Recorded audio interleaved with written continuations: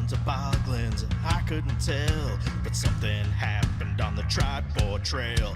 Giants and dragons are corrupting us all. If we don't get help, we will all go to hell. Did you hear the news out of Wayback Cave? A big holder tried to make us their slaves. My players trying to control our brains. I just woke up and the village was razed. We need the stronghold to protect us for the night. We need the stronghold to help us with this fight. We need the stronghold. We need the stronghold to go searching through the game. We need the stronghold. We need the stronghold. It's been a week since we saw day. A mighty group of adventurers. They're average as hell, but they may be mad enough to get us through this spell. When they are together, they are the stronghold. We are the stronghold. We're here to show you the way. We are the stronghold. We might just have to save the day. We're just a group of heroes, yeah. We're big and we're small. We may not be the best in town, but we answered the call. When we are together, we are the stronghold.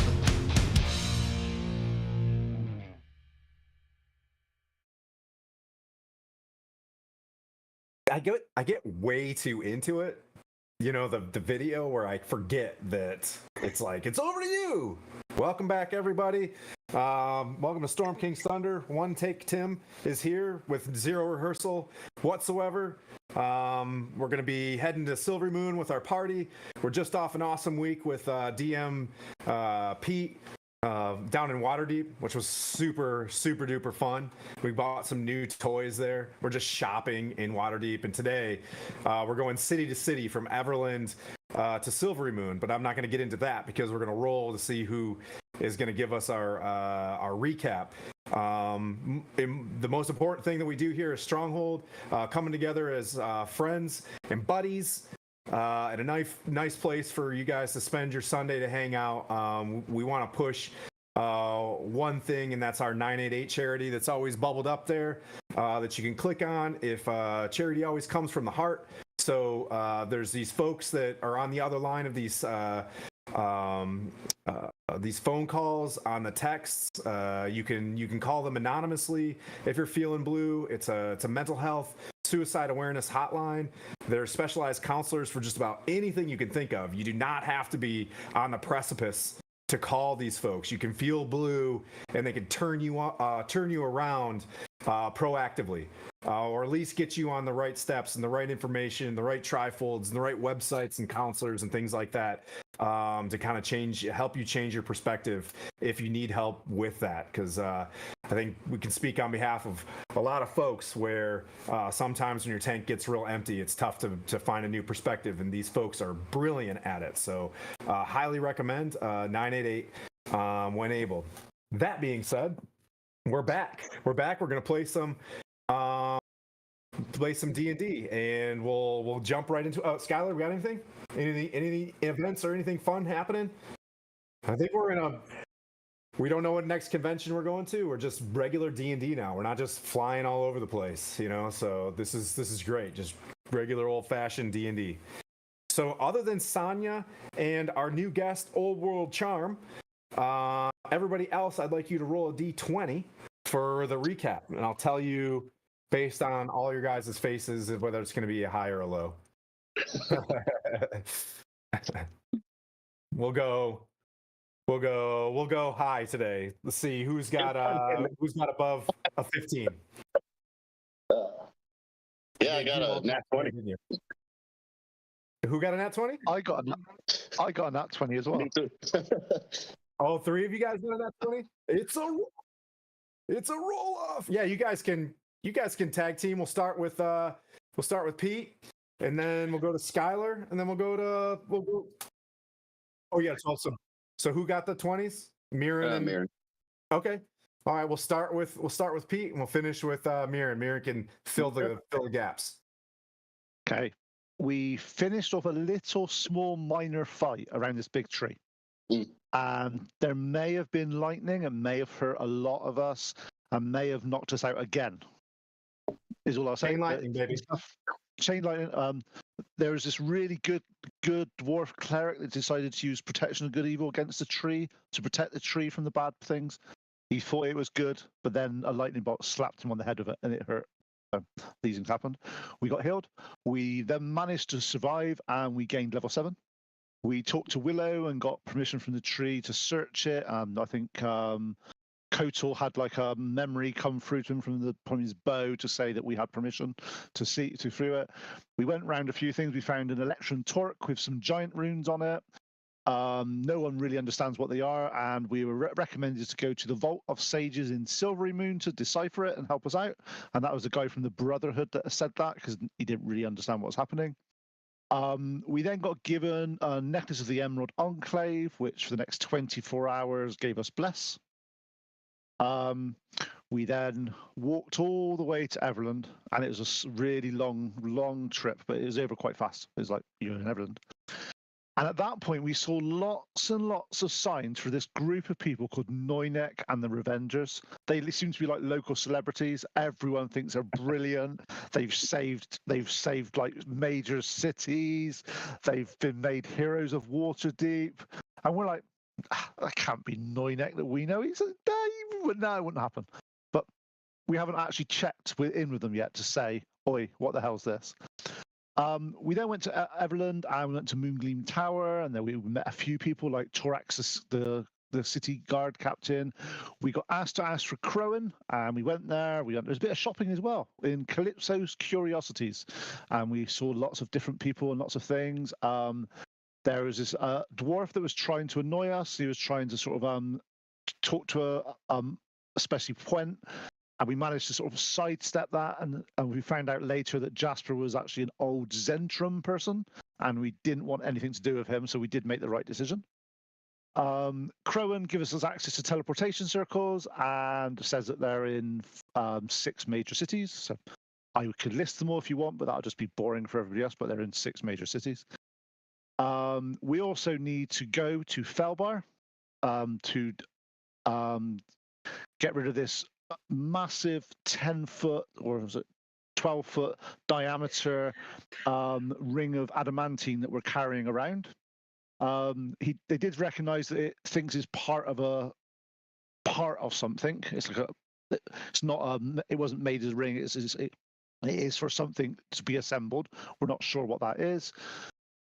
We saw Leosin in the map room, and we've got some maps and got some various things on there. And we've also been told to talk to Terran Hornblade just so we can apprise him of the situation that we've got this ring that is attracting fire giant attention.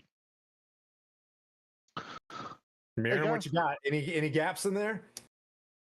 Yeah, I mean, besides that, when we were at the tree, I did have a bit of divine intervention and had a lightning bolt come down, get the javelin of lightning. But from there, in the city, I'd say when we were shopping per se, and found out that there were some quite nice items, we did a bit of haggling and trying to get the price lowered.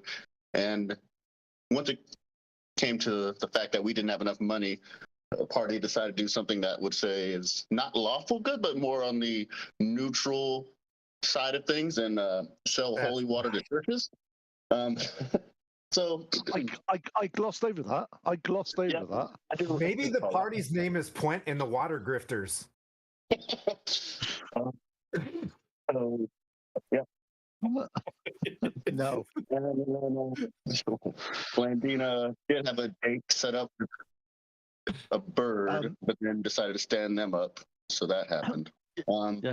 Just for the reference on that, Christopher, when we were at the some holy grove, I filled up a bag of holding with holy water. And we worked out that if we sold it in vial format, it'd be like 260,000 gold pieces, and Tim wouldn't let us sell it for that much. So we only got like pennies on the pound for it. Here wouldn't let you sell it, but yeah. Okay, go ahead, Miriam.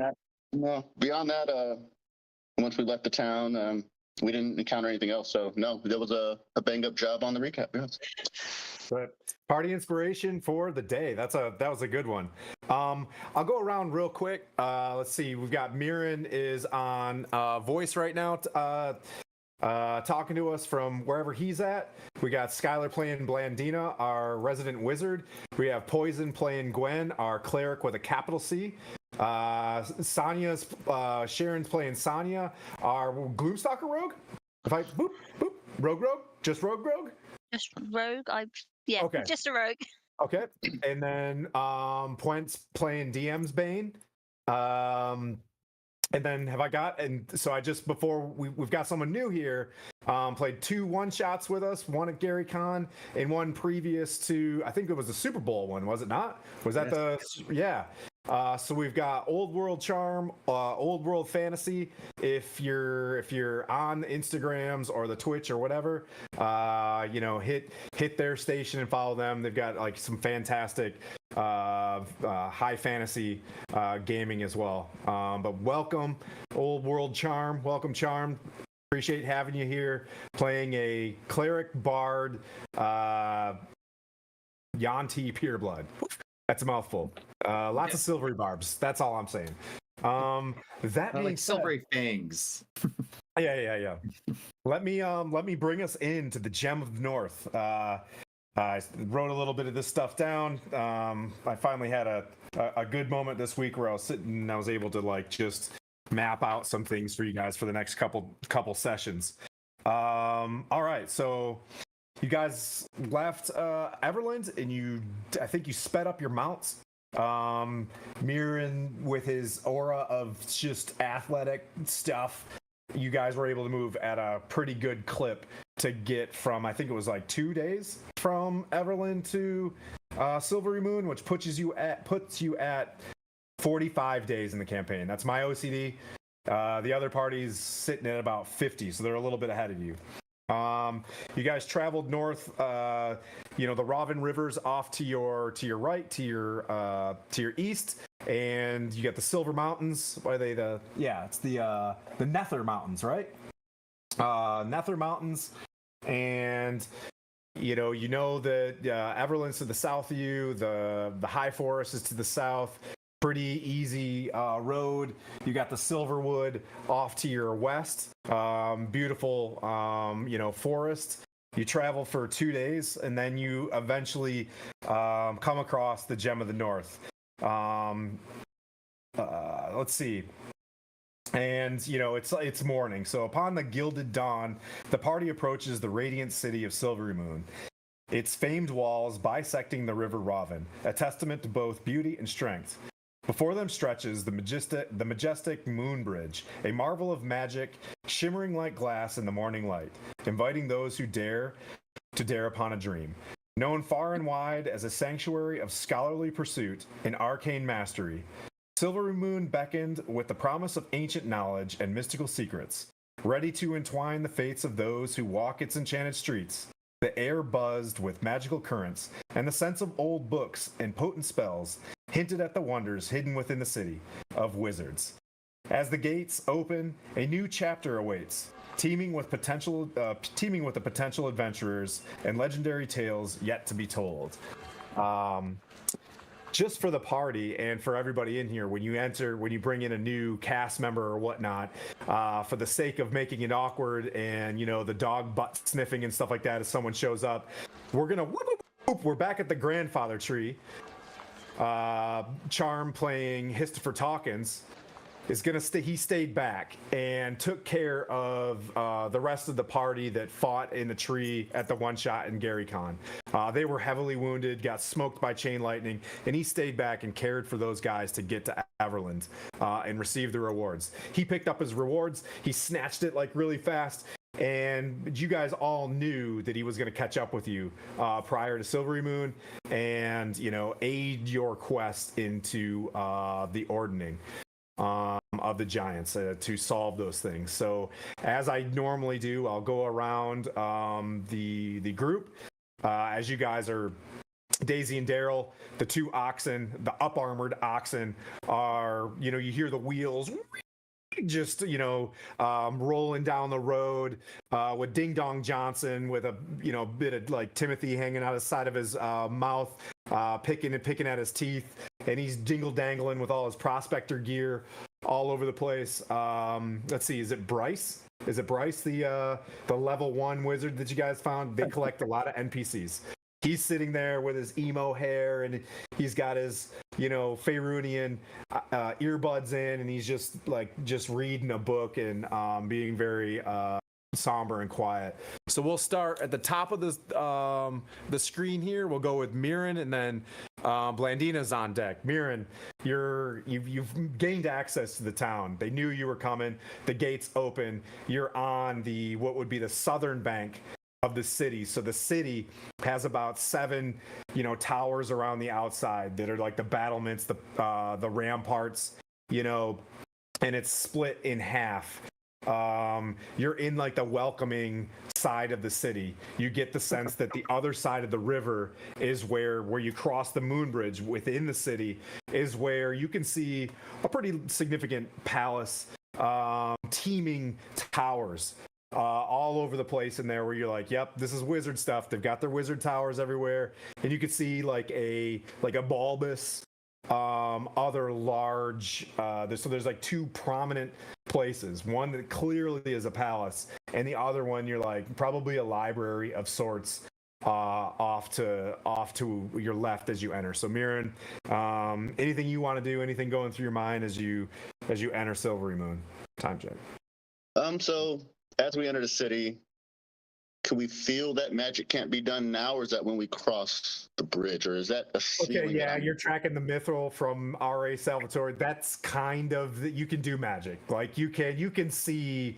So in Tim's Silverymoon, as long as you're not doing any hostile magic, you know what I mean? Like you get the sense that there's like a floating scroll of things to do and not to do as you enter. And like, yes, you can perform magic if you get certain writs or whatnot. So you see, folks walking around with like an ion stone going over top of their head. That's your first sign that like, okay, you can do magic here. What I'll also say is, as you arrive, you see wizards opening up portals, and Knights of Silver are walking out of these portals in like groups of 6 or 7, and you can tell they're dusty. Some are like wounded, where they've got like, they're coming back from the Well of Dragons, but they're pouring into this place. You can see like 10 of these oval portals where wizards are, once or twice a day, they're bringing back these soldiers from the Well of Dragons. Okay. If they're coming through wounded and the wizards are obviously bringing them through, I'm going to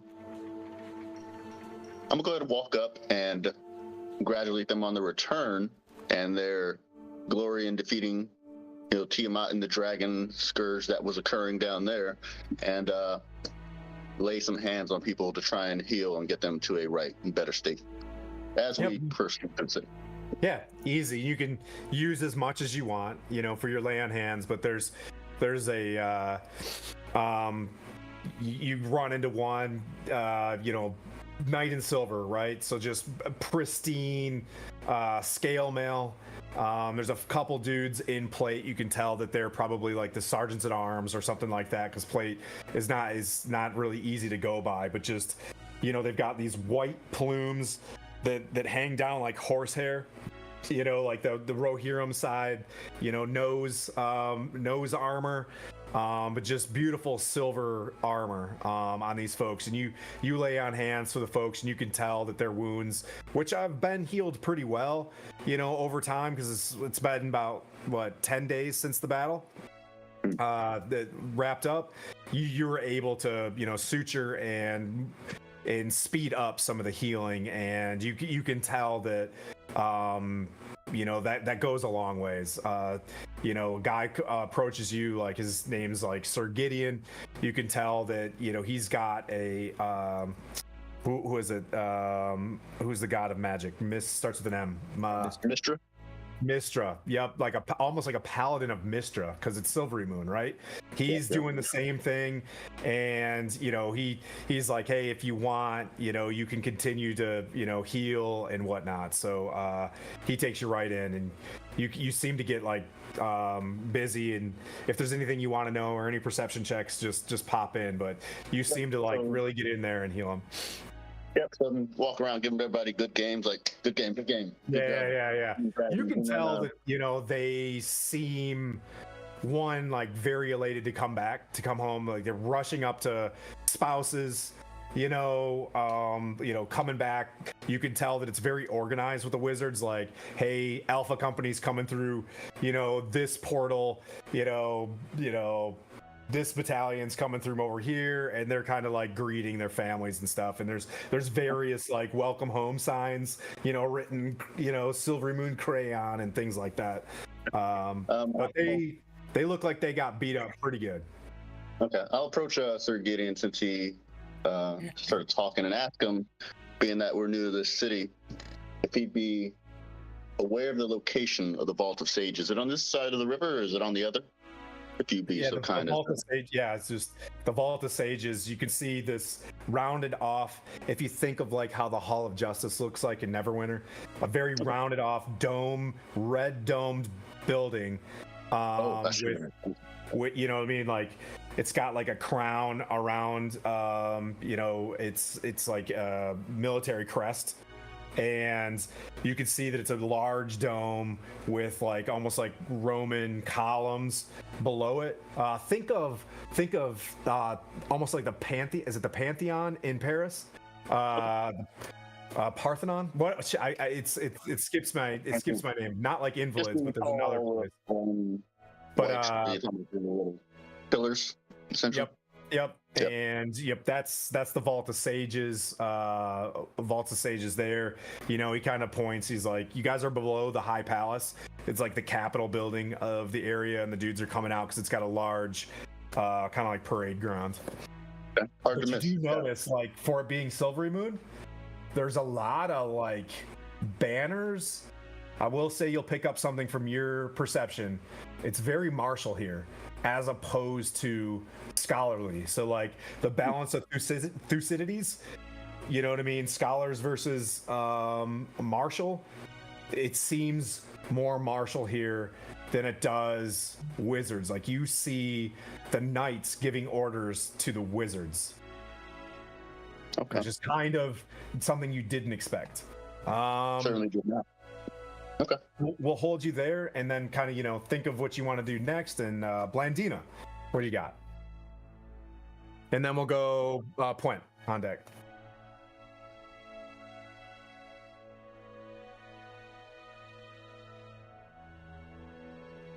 For sure. Yep. Pseudo dragons and stuff like that, walking around like carrying bags for people and stuff. Like it's kind of cool.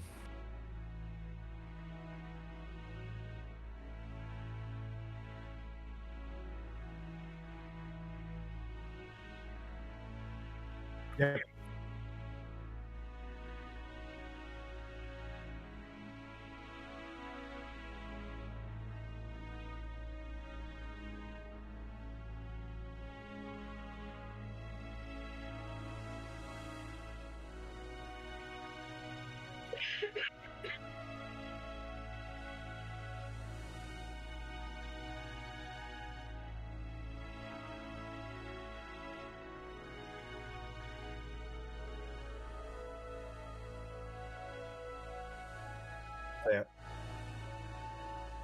Yep.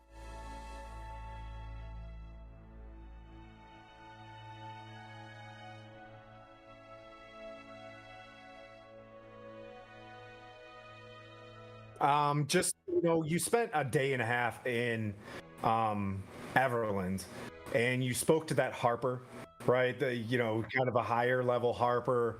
You booped into this place, so you don't really know everybody, right? So like, but you was referenced as like an archmage here, archmage, yeah. So like, you do get the sense that like that, based on where you're from, that's probably a really big deal. A super aged man with a lot of knowledge. But yeah, so you enter.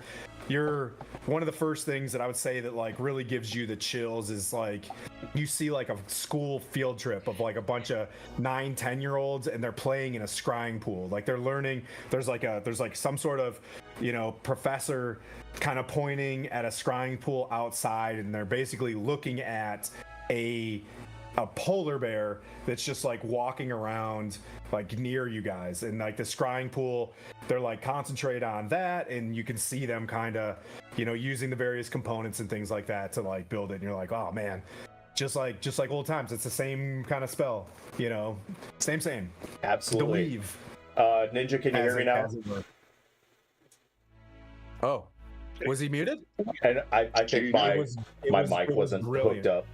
It happens. No. Go ahead and if you want to, you can recap that one. Yeah, just so everybody. So as Blandina walks up, seeing this city of sorcery, it brings back memories that she has of Kryn with the Towers of High Sorcery, which is where she was first introduced to magic from her father's court wizard, if you will. So it's just bringing back waves of nostalgia in this new world that she's learning about. So definitely excited to learn about the magic of Faerun versus the magic of Kryn, and how this city deals with their magic and the rest of the world, as Tim goes and pees or something like that. He's getting his boulders ready. Yeah, right. He's loading boulders. Favored I am weapon, next. boulder. I am next, so obviously there's going to be boulders. Right. Coming down the main corridor is a giant boulder. He's opening his fridge and he's like, "Ooh, this will be a good one." Roll for initiative. No. Okay. Okay, so we recapped on Blandina catching the chill vibes from returning to a land of magic, like a city of magic. We got that. Yep. That's good.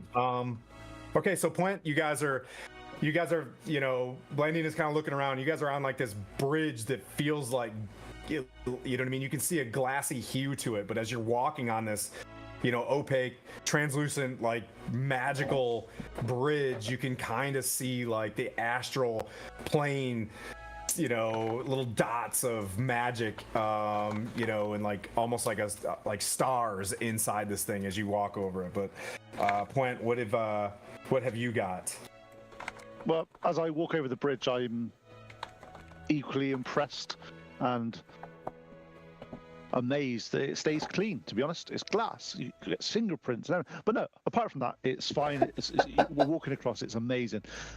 As I get to the other side, I want to. Is there a Temple of Moderin at all in Silverymoon? I do not know. I do not believe so. There are going to be like there will be not a reliquary. What am I looking for? There'll be just like a. Yeah, there'll be a shrine somewhere for sure, but you could definitely find that. There is a temple. Okay. I will, because I know obviously there's not a temple. I will see if there is a workshop or something around here, because normally those sort of places are mecca for the Moradin dwarfs, in case sort of one's around that sort of area. And it's been a while since I've actually did any sort of forging and all that sort of stuff, so I want to, now we're in a big city, I want to sort of find the local forge and actually ask if I can help make anything with him. No charge, just want to get to sort of use my skills again and use my sort of oath of my divine divinity to create wonderful things, but for a purpose. And is there someone around here I can go and talk to and help out a bit? Because so you're in Silverymoon, the amount of scholarly activities, building things, creating things, forging things is also something that's important. So like if someone wants to build a practice on how to make a sword stronger, you will notice that because of the fact that this is becoming more martial, there is a kind of prolific spot where representatives from Fellbar or Adbar do have a spot. It's a Daglin Star Anvil. Daglin Star Anvil has a forge nearby, and just hearing that, you're like, oh, that's the name kind of rings a bell. And it's as you walk up, you can feel the heat from the forge inside this thing. It's nothing that can melt adamantine or reshape that, but it's like it's pretty decent. And if you were to walk in there, you could see a dude with the sweat and the dirt, and his face is blackened by just being having the dust and things like that, and just banging away. But I'll go in there. On my mind, now that I've gained more knowledge within my forge ability and my clerical insight, I've been bestowed upon a very nice spell to use called Fabricate. that's right. And Fabricate can basically turn anything into anything, or I can make anything as long as I have the raw materials. So basically, for one casting, I can do anything that's 5 foot by 5 foot by 5 foot made of metal with one casting. Okay. How I often have a can you sudden do that? question about that. Yeah. How often can I do this? It's a 4th level spell. You can use all And the I- 4th level spells you want, buddy. I have one 4th level spell a day at the moment, so I can Yeah. cast it once a day.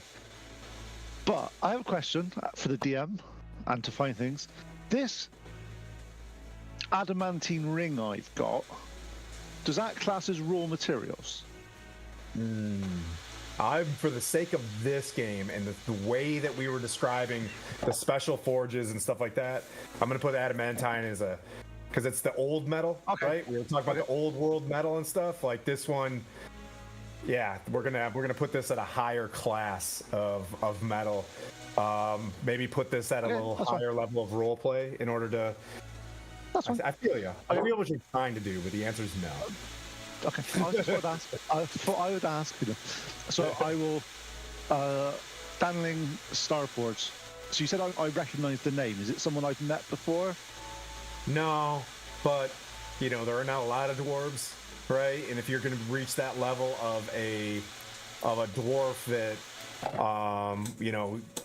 the name rings from like Adbar or Mirabar as like someone who, the Adbar, Mirabar being kind of like the prolific ones that probably have shops and liaisons outside to sell their goods, and you get a sense that this is probably one of those places where they sell off dwarven ore So and I'll things go like in. So I'll go in and sort of bang on the door and as I'm seen, I'll hold up my symbol of Moradin and go, just visiting Silverymoon. It's been a long time since I've been at the actual forge. I'm a forge cleric of Moderin.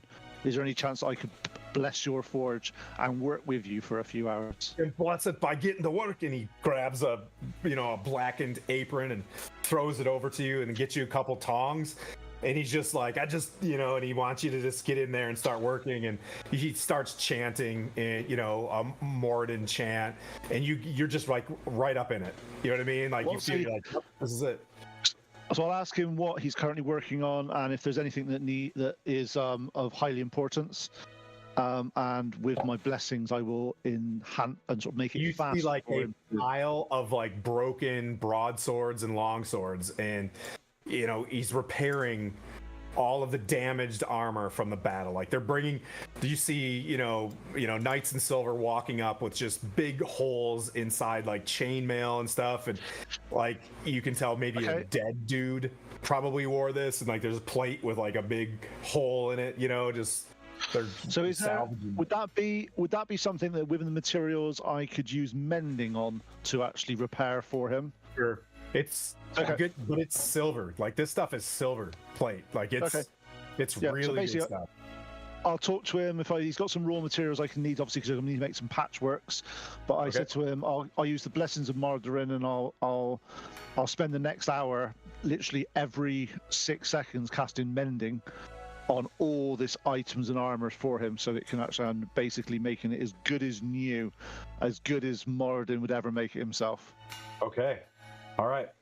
That's pretty noble of you, despite the fact that he's just like, I thought I heard something about the holy water grifters of Everland. That there was a You got to give and take away with one hand. You see, you've got to help out. I feel you. Yeah, I'm not a holy man like yourself, and he just kind of gets in there. All right, so we'll go Sonya, and then Charmed or Histifer's on deck. Sonya, you see him peel off. Blandina's, kind of observing some students at a scrying pool, and you guys just kind of arrive at this thing. Is there anything that you want to do, or?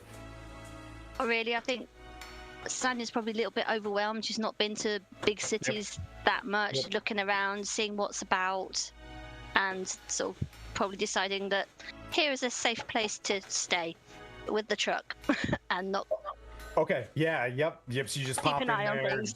Ding Dong Johnson's, singing to himself and just passing gas and eating cheese and just being Ding Dong Johnson, But you're used to hanging out with him anyways, and as loud as he is, it makes it easy for you to kind of just disappear in the shadows. It's a pretty big rig.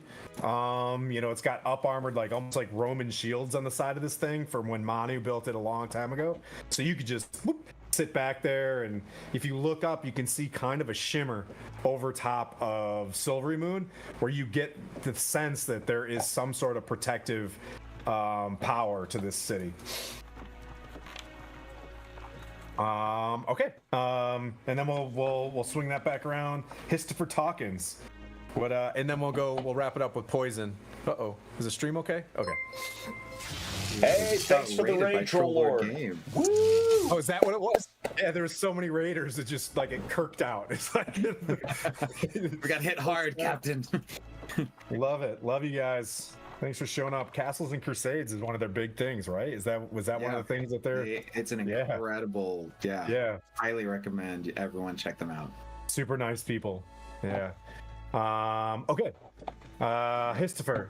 Yep, same thing. Everybody's kind of talking. You can place yourself where you want. I'll try to say that there's like a market side of the river where visitors visit, and then you get to the academic Knights of Silver kind of side. That's where the Moon Bridge kind of goes over. So wherever you want to place yourself. Yeah, we kind of just to introduce myself. Welcome. I'm Charm. It's good to see you guys. I'm the Dungeon Master, and I run Charmed Fantasy as a professional DM. I appreciate being here. I want to always say thank you to whoever's hosting me, but to be invited by this crew has been a great honor. Meeting Tim in person, as well as Skylar. It's just an absolute joy, and of course to play alongside the epic paladin Mirren in battle. So nice to be here, and so check Charmed Fantasy out. Follow me wherever you can find me. So I play Histifer Talkins, a character that I didn't think would survive day one, and here we are. He is a bard of eloquence with an aspect of one level of cleric that is cleric of order. He is canonically a UNT pureblood that is definitely got his genealogy kind of mixed up to have some elven features. He appears as kind of more of a you might say like something darker, like a sun elf, a bit of a bronze tint, and people might mistake him as a dragon dragon touched sorcerer. I'm trying to imagine with the scales that they might have kind of at the edge of his face. And so he's a bit of an exotic look as far as like being charismatic and a force of presence. He has kind of an Austin Butler, Johnny Depp kind of cheekbone structure and style with lots of rings. He does wear armor with the filigree of someone who absolutely presents themselves as both keen to survive in battle, but also to survive in style, with a bit of an Ouroboros style serpent pattern on almost everything. And that is because he uniquely serves the primordial, that it might be known in some cultures as the world serpent, and brings a very different take, a non-Yuan-Ti aspect of wanting to make sure that they're not bringing evil into the world, but actually change in the natural order, hence cleric of order. Nice. Let's see.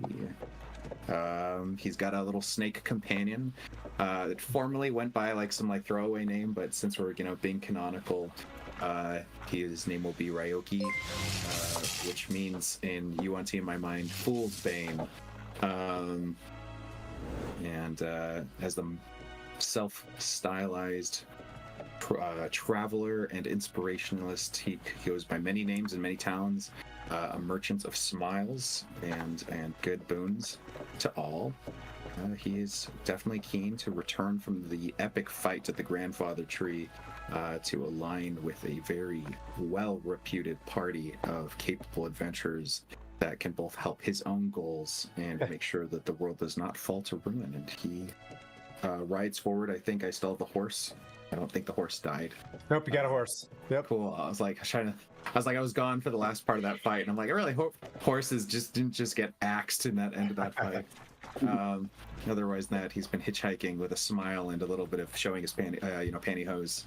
We've had this horse for a while too, all the way from Golden Fields into Grandfather. Actually, from Golden Fields. You're like Roach. This thing's like Roach. Yes, yeah. Every now and then it's on a rooftop somewhere. Yeah. Absolutely. So yeah, I will ride forward, looking for the people who I definitely am familiar with by now. And let's see, that's him. Trying to think if there's anything else. Nope, that's it. Oh, he has a lute on his back, and that is his one of his main spell focuses besides his shield. Okay. The bard and cleric kind of spell foci. Okay. Anywhere you want to go? Anything you want to do when you get here? Yeah, I'd like to. I'd like to try to really make a straight line through the entrance of the town to get to the town center. Riding the horse and strumming the lute to play more of an inspirational element of the stranger who's got kind of this Doc Holliday attire on, the hat cast over the face, the lute, the ringed hand playing skillfully along the fingers, riding and rocking on the horse, a very kind of Western entrance, and seeing who else is of this party that I could find along that straight and narrow. Yep, so I imagine your kind of your head's down with your hat, covering your eyes, you're playing this thing, and you're on the horse, and your cape's kind of blowing in the wind, and you're playing a good somber tune for these knights in silver, coming out. It's inspirational, it speaks to their arrival. And Rule of Cool Wise will say it's also very welcoming. So you arrived, and Mirren got to work cleaning folks up. Blandina's over there with the kids in the scrying pool. Quent gets right in and starts repairing their armor and stuff. Like, you guys do something that's very communal and accepting. Gwen, finally, what have you got? Where do you want to go? What do you want to do when you get here? I think Gwyn, seeing how he hasn't ever really been to a city before in the past, one of this stature and, vibrance and so on, is kind of at awe with how big these places can be and how beautiful they're made and so on and so forth, since he was more or less sheltered at like this temple that he went to for a long time before he set out to the world to help other adventurers throughout the land. So he's somewhat taking in the scenery and taking in the architecture and the people and so on and so forth, but at the same time he does notice, the soldiers that are wounded and so on and so forth. And his natural instincts, as is with everything, especially with his friends here within the party, is to try to lend a hand and help heal some of their wounds as well, and to try to just more or less help the cause and kind of cushion the blow with the wounded as best as humanly possible. And, if possible, if some are about to die or so on, I guess try to use Revivify on them as best as humanly possible to try to prevent any more casualties as humanly possible. I think once after he is done with that, I think he may want to just mosey around and look for any signs of like worshippers of Pelor, his god, and all that stuff and so on, and see if any of his faith has also reached out this far in the realm as well. And if not, I believe to his core, I think he might want to at least maybe tell people about it and tell them about Pelor, the sun god, and so on, and his teachings and so. So I think that's what he will do for right now, and he will try to lend as much aid as humanly possible to the wounded. Definitely not a very cleric heavy town. This is more of like, I believe in science, like this is scholars, and so, but clerical powers are they're very, very welcomed. You can tell that there are some folks coming out that your healing goes straight to them. There's a large building I keep forgetting her name, starts with an M. Mistra? The god Mistra. There is like a temple to Mistra that is turning into like a hotel to invalids, like a no kidding, like a mash tent, and they're throwing up tents outside with magic, and you can go in there and get to work. You lay your daily's worth of heals in as you wish, and you notice like this town is really bustling, and you kind of like look straight down a street, and you can see the sunrise, and there's Pelor. In your opinion, like, you don't necessarily have to go to a temple or anything like that, but you get the sense that like probably isn't going to be one here as well in Silverymoon. Right. If so, maybe there's a few trinkets for sale somewhere, but you can get your faith from the sunlight that does come through in Silverymoon.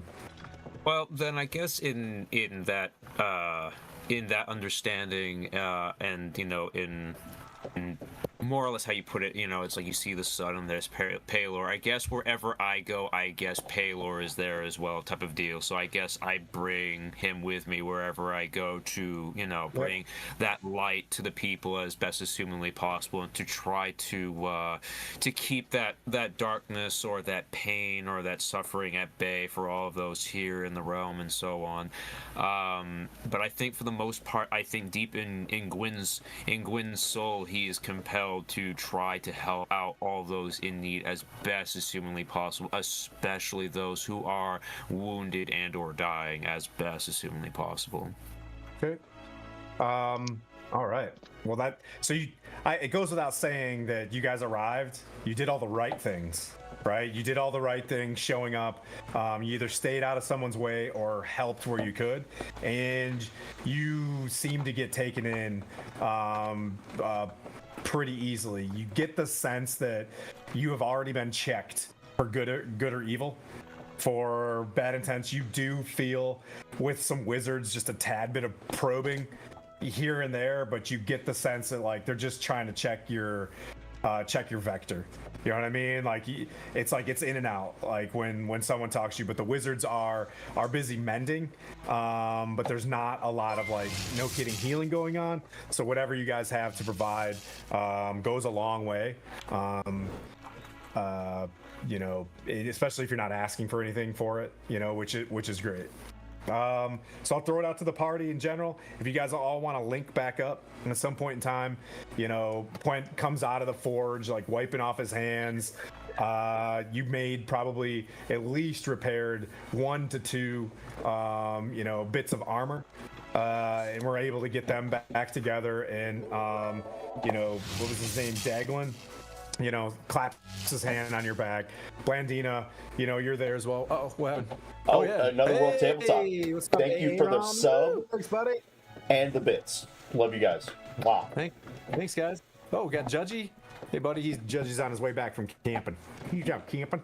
So is there anything, as you guys collectively come back together? Now, the good news about having a new party member is everybody's awkward to New City. No one's been to Silverymoon. This place is weird, right? Like, it's pretty techie, right? Like everywhere else you've been, Averland's got some grime. Yartar was like borderline gross. Tribor was the Wild West. Now you're in like a super, think like Apple. Okay, you guys are in like in an iPhone clean mega, place, and like random little robots are going around like Roombaing things. You know what I mean? Picking up trash and stuff like that. There's little Roombas going around picking stuff up. We'll add that. But we'll say Blandina, you're in your element right now of this place. Where do you feel like you want to head? Well, with this instructor, I'm gonna first off ask. It's like this brings back such great memories. Is there anything I can help demonstrate, or what are you trying to instruct right now? She's just like it's a the older woman. Yeah, she's got like the classic wizard's hat on, and you can tell that she's got it's like SA for Silverymoon Academy, and I don't know where Strixhaven's at, so whatever, it can be from here. And she's just I'm just working on scrum, and she's like, concentrate on the pole. And they're looking, there's like a small cauldron that they're looking in, and they're like, ooh. And there's like one bad kid trying to like look at, like the playground and spy on their friends who are somewhere else. And she keeps having to like redirect them. She's like, just keeping their focus is hard enough. I'll go up behind that kid and cast a very small frostbite on his bum to get him into the line. Just yeah. I don't know what they do in Kryn, madam, but we don't hurt the kids here. No, not hurting, but it's like one of those like getting smacked on the butt sort of things. Like I got you. And the kid like powers away, and if you don't listen to her, Bryce you'll never learn. Away. Bryce gets up and walks away and kind of disappears in the crowd, and he's like looking around like he's in his element, and you can see him going into a store and looking at comics or whatever. Well, Wizard comics. I'll tell her, it's like, well, madam, it looks like you're doing a fantastic job here. I hear Terran Hornblade runs Silverymoon. It's my first time here, so keep focused. I'm going to this lovely lady, and she brings you over, and she's like, oh, Terran Hornblade, well, he's not in charge anymore. You can tell the High Marshal Marthramar Aruzme is now in charge, and you can tell that we've switched to a little bit more military things as of late. Terran Hornblade offered up Silverymoon to go fight Tiamat. We hardly had the magic to fight in the Silver Marches, let alone sending our brave soldiers off to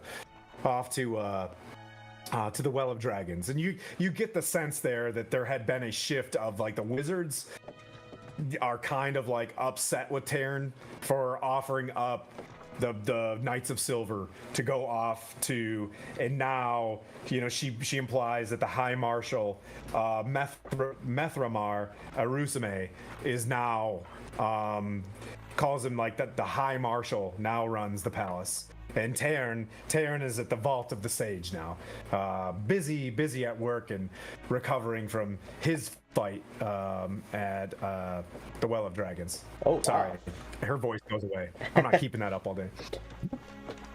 So you say he's at the Vault of Sages?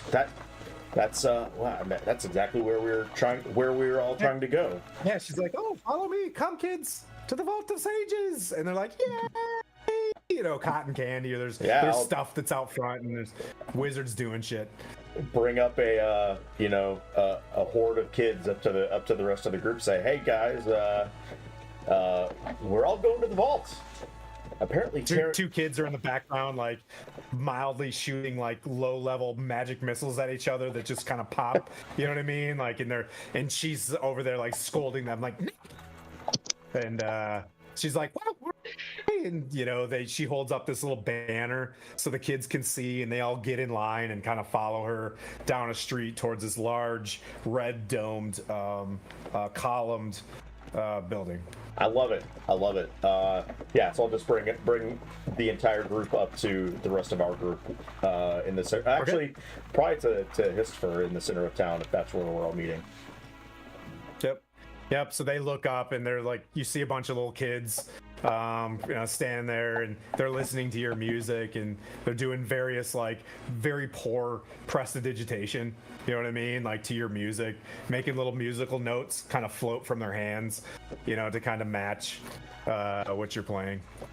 Sonya, you see all this going on as well, and because the wagon's kind of lumbering itself to the center of town, and you're just kind of lumping. You see Bryce jump out and just immediately like head towards some shop, like it's a Naruto, store, and he just kind of like leaves. It's something hip, and he just kind of takes off.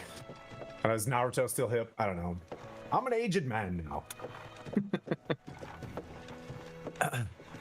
Hey Jay, thanks for showing up. Man, got everybody in here today. I feel like I'm missing everybody while talking. Like, oh, I need to say hello to everybody. Sorry. Yeah.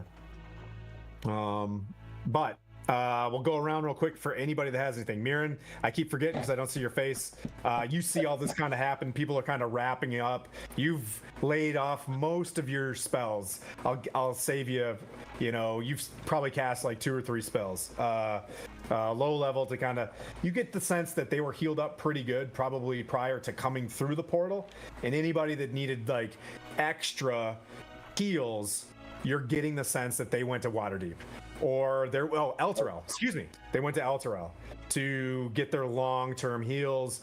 A few wizards stayed back to teleport family members to Elturel or whatever. So you see like a hole, and like you like look through and you see in one of these portals the holy city of Elturel, and it like takes almost everything for you and Gwyn not to like go to Elturel. Like the Vatican is like right there, you know what I mean? Like you hear like like you hear the organ music kind of playing in the background. So okay, so I was using my lay on hands, so if I use 3, so it'd be 5 each, so 15 points of my lay on hands. I was keeping my spell because you never know who needs smites nowadays. Yeah, there was a dude who, his wraps came undone, and his stitches open, and they're like, "Oh, we need you. This is great." And you were able to cure that guy. And these guys are like super appreciative. Gideon's like, "Hey, I will get you audience at the High Palace if you want. You guys did a fantastic. You and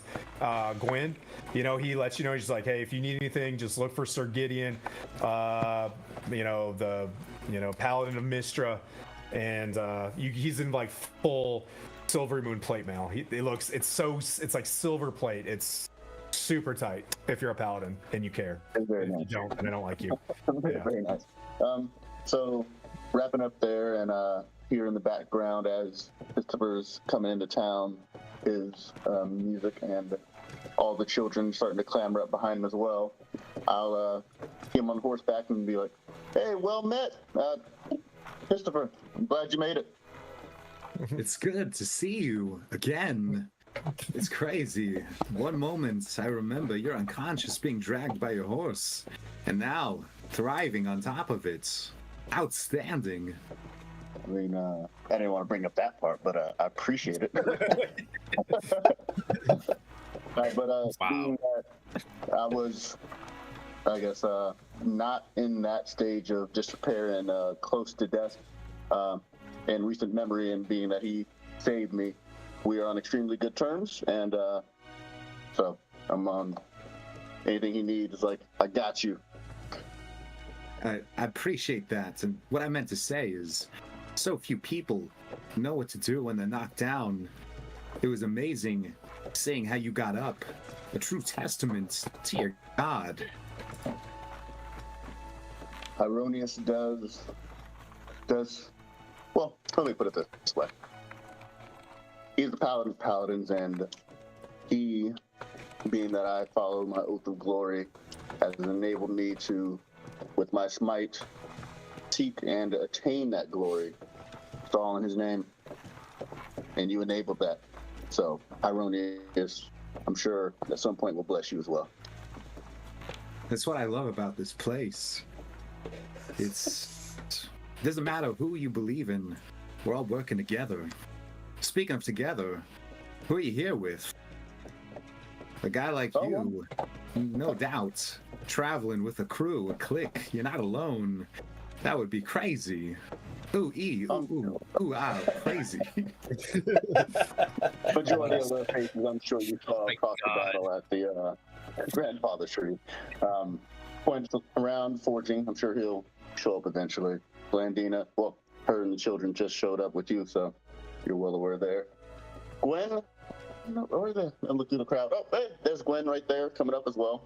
And then, Blandina brought the children. Here's for you, Sonya. Oh, actually, I can't even find Sonya. I think she's hidden somewhere.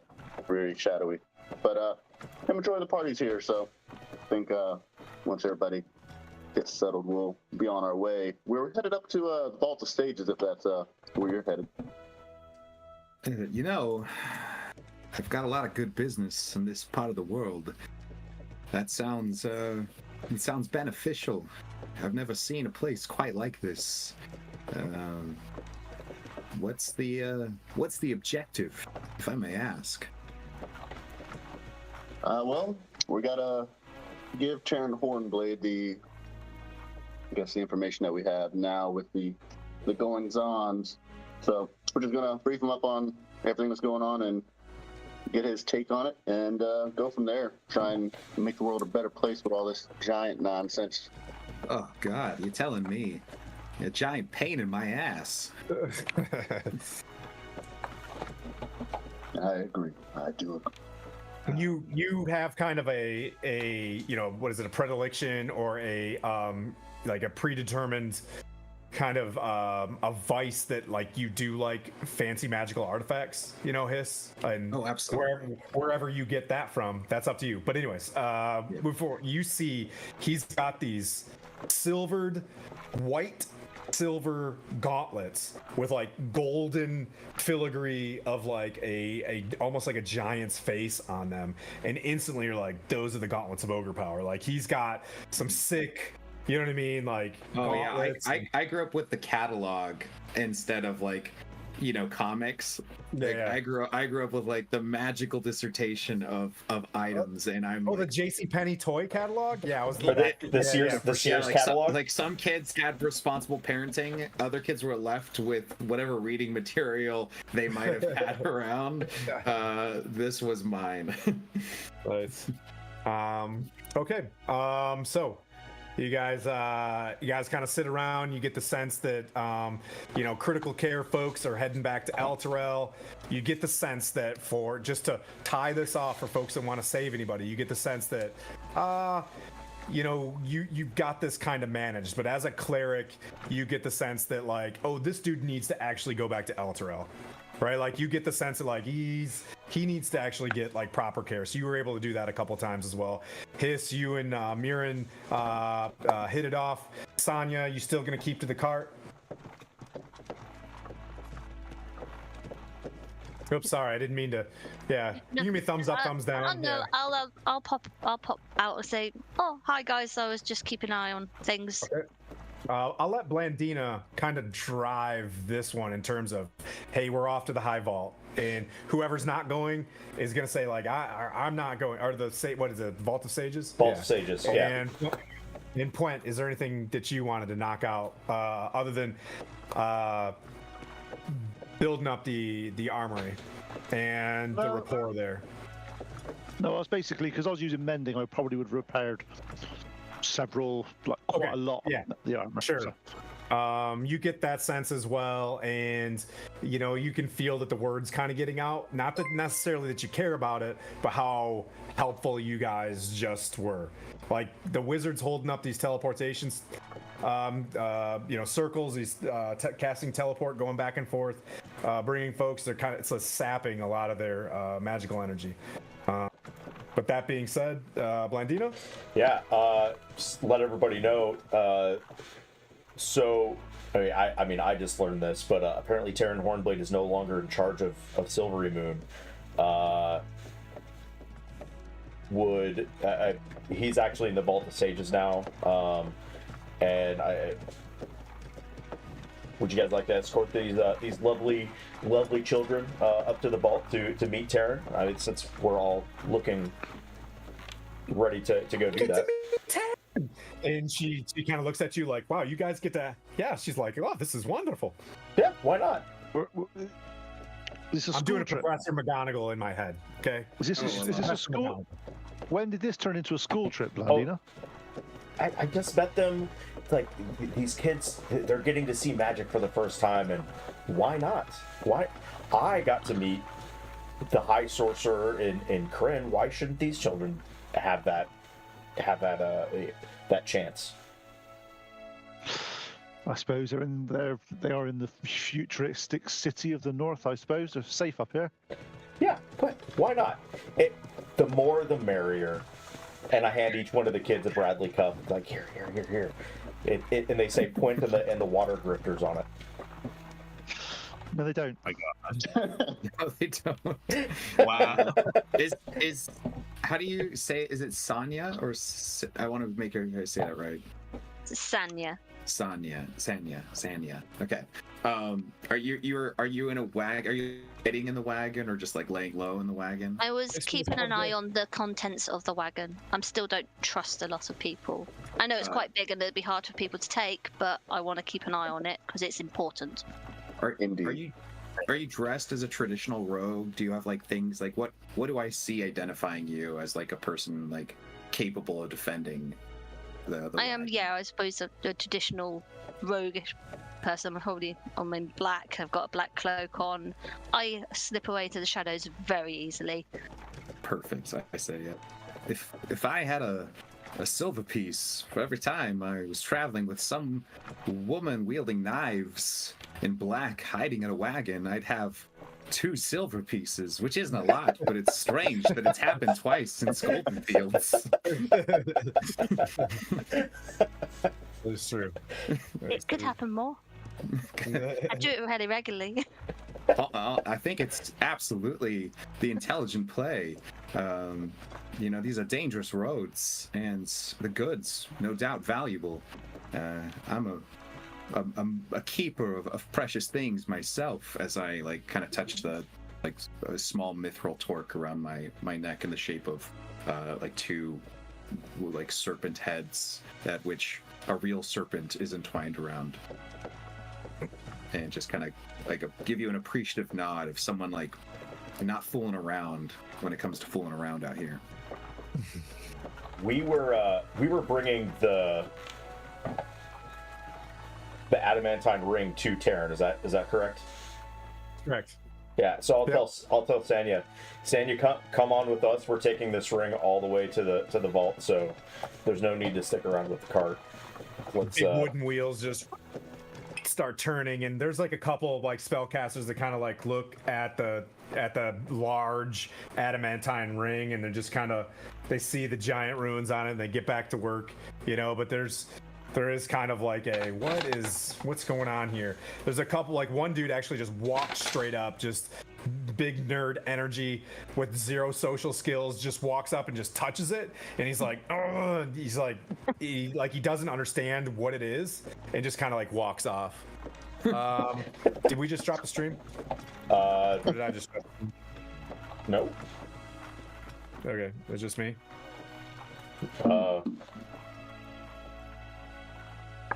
Okay. I think it's good. Nope, we didn't. My TV just went like Okay. reload. But yeah, I'm just gonna go touch a button over here, but I can still hear you. Manners? look at the kid touching the there's like manners, please. Oh, speaking of manners, I forgot to introduce myself. It's my name is Histopher Tarkin. I'm here to help alleviate the no doubt damage and tension of the current political climate. It's of my own interest, of course, to help out with things like taking out the Zentarum and other troublesome aspects of the recent rise of these giant threats. The world's a mess, but it's a pleasure to meet you as I tip the Doc Holliday style hat and kind of pull my cloak more around my. I'll reach into myself. the bag of holding and I go, we appreciate your help back at the grandfather tree. I'd like to. Here is your. Would you like a Bradley mug? Wait, is this one of those situations where I have to give you money after you give me something? Like those No, people? this is thank you from me for helping save us from certain death, and it's a Quent and the Water Grifters Bradley mug, and it's whatever color you want it to be. It is. It's got a giant. It's actually Blandina and the Bland Knots. It's just a big dumb cup. It is a big dumb cup. I've never been given something like this. Truly, it speaks to your nature. Thank you. You're Plenty has absolutely come a long way since lycanthropy. I have all of the pumpkin spice latte that you want, so if you need some, let me know. I make the best. If you need snake venom, I'll milk my snake for you. That happens? Oh. That's interesting. How else do you think people get antidotes? I don't know. That's So a good about question. that vault, So let's go to the vault. Come with us to the vault. We're all going down. We're all going down. Oh, I understand. That sounded like a euphemism. No, I literally meant I milk a snake that I have. I'm sorry. I can just imagine somebody off on the side is like, is that guy talking about milking this snake? It's like, yeah, just ignore it. Ignore it. I like as a you want to your blood. I'm not to familiar have with like innuendos come from me today, so I have a goal. I'm gonna make it through a whole stream without it's gonna happen. milking a snake. I'm so sorry. Okay, so there you are at the, it looks, this large, the vault of the sage. There we go. The kids, you can tell there's various entrances. There's like, like the columns go into this place, so it doesn't look like there's just one door, but you see wizards coming in and out of this thing, holding various parchments, and you get the sense that there's also a portal coming through where like large items start like moving in, and you can see them trying to move this humongous just like it looks like some sort of artifact that probably came from the Horde of the Dragon Queen. You know what I mean? Like you get the sense that there's like all sorts of like different devices and things like that coming through. But you get brought in. You go into this main area, and you go into the main room. It's just like a massive like library. Books are kind of flitting around. It's got like you smell the books, you smell various like magics and whatnot, and there's probably like 2, 3, 4 stories up of just circular library. And she introduces herself, the teacher. She's just like, where did I put it? Her name is Muljenny McDougal, and she just like she's talking to Puent when he walks up because he's just like he's got the sweaty and he's got the the grease on him from working in the forge and whatnot. She's like, "Oh, Mr. Dwarf, like where are you headed in here? You said you're looking for Tear and he's all the way up to the top. Should I take you guys there?" Is there a lift? Oh, sure. It's those two things on your feet. And she begins going up this metal spiral staircase that goes like up, and it kind of has a noise to it, like ting ting ting, as you guys. It definitely has a noise to it when I'm walking up there in full plate. That's right. Yeah. So there's various like shh, as you guys are like ting ting ting, like walking your way up as quiet as you can. Just for the sake of like we kind of montaged your way into this magnificent library, but just for the sake of time and things like that, you guys have got to know each other. You've seen Silverymoon. You left Bryce back in the market. He wanted to go look at more comics or whatever, and you guys you make it to like a larger room, and she knocks on the door. She's like, "I'm really not really welcome here. The kids aren't either, but I'm just gonna take them around. But if you have a writ to go talk to Taryn, you know what I mean." She shows there's a knight in silver like outside. He kind of takes a look at it and he's like, "I'll be right back." He goes in and he's like, "Taryn's awfully busy, but there is someone in there that could probably answer the questions you have. One of the higher wizards." How high is he? Super high. Yeah. After all those stairs we climbed, I think we're all pretty high right now. Yeah. Door opens like click click, and these tall 15-foot doors kind of open up into another library. And think of like there's various books that are like chained up, Doctor Strange style, and various alchemy bubbles and pops and looking like Basil Baker Street's little laboratory. And then there's a desk. There's a dude in blue robes, kind of a balder head, and you see his like wizard's hat kind of cocked over, and you hear him just kind of fussing with his back to you, and just you see like purple trim on his bluish robes, and he's kind of you hear him like he's got this leather bag that's open, and he's like higgitus figgitus, like dropping a whole bunch of stuff into this bag that looks like almost like a bag of holding. And he turns around and he's like, "Oh, yes. Finally, I need to get to Chult. Welcome. Come. Taryn's far too busy, but Belgar can help you. Please enter. I want to thank you very, very much. You laid my dearest wife to rest, but since she's gone, I must put a brave face on and deal with this undead problem with the flaming fist in Chult. How can I? You lovely lady with the blonde hair, please come forward. I have something for you and he's got this like silver tube that's about this big, and he's like, "Yes, you guys, the grifters of Everland.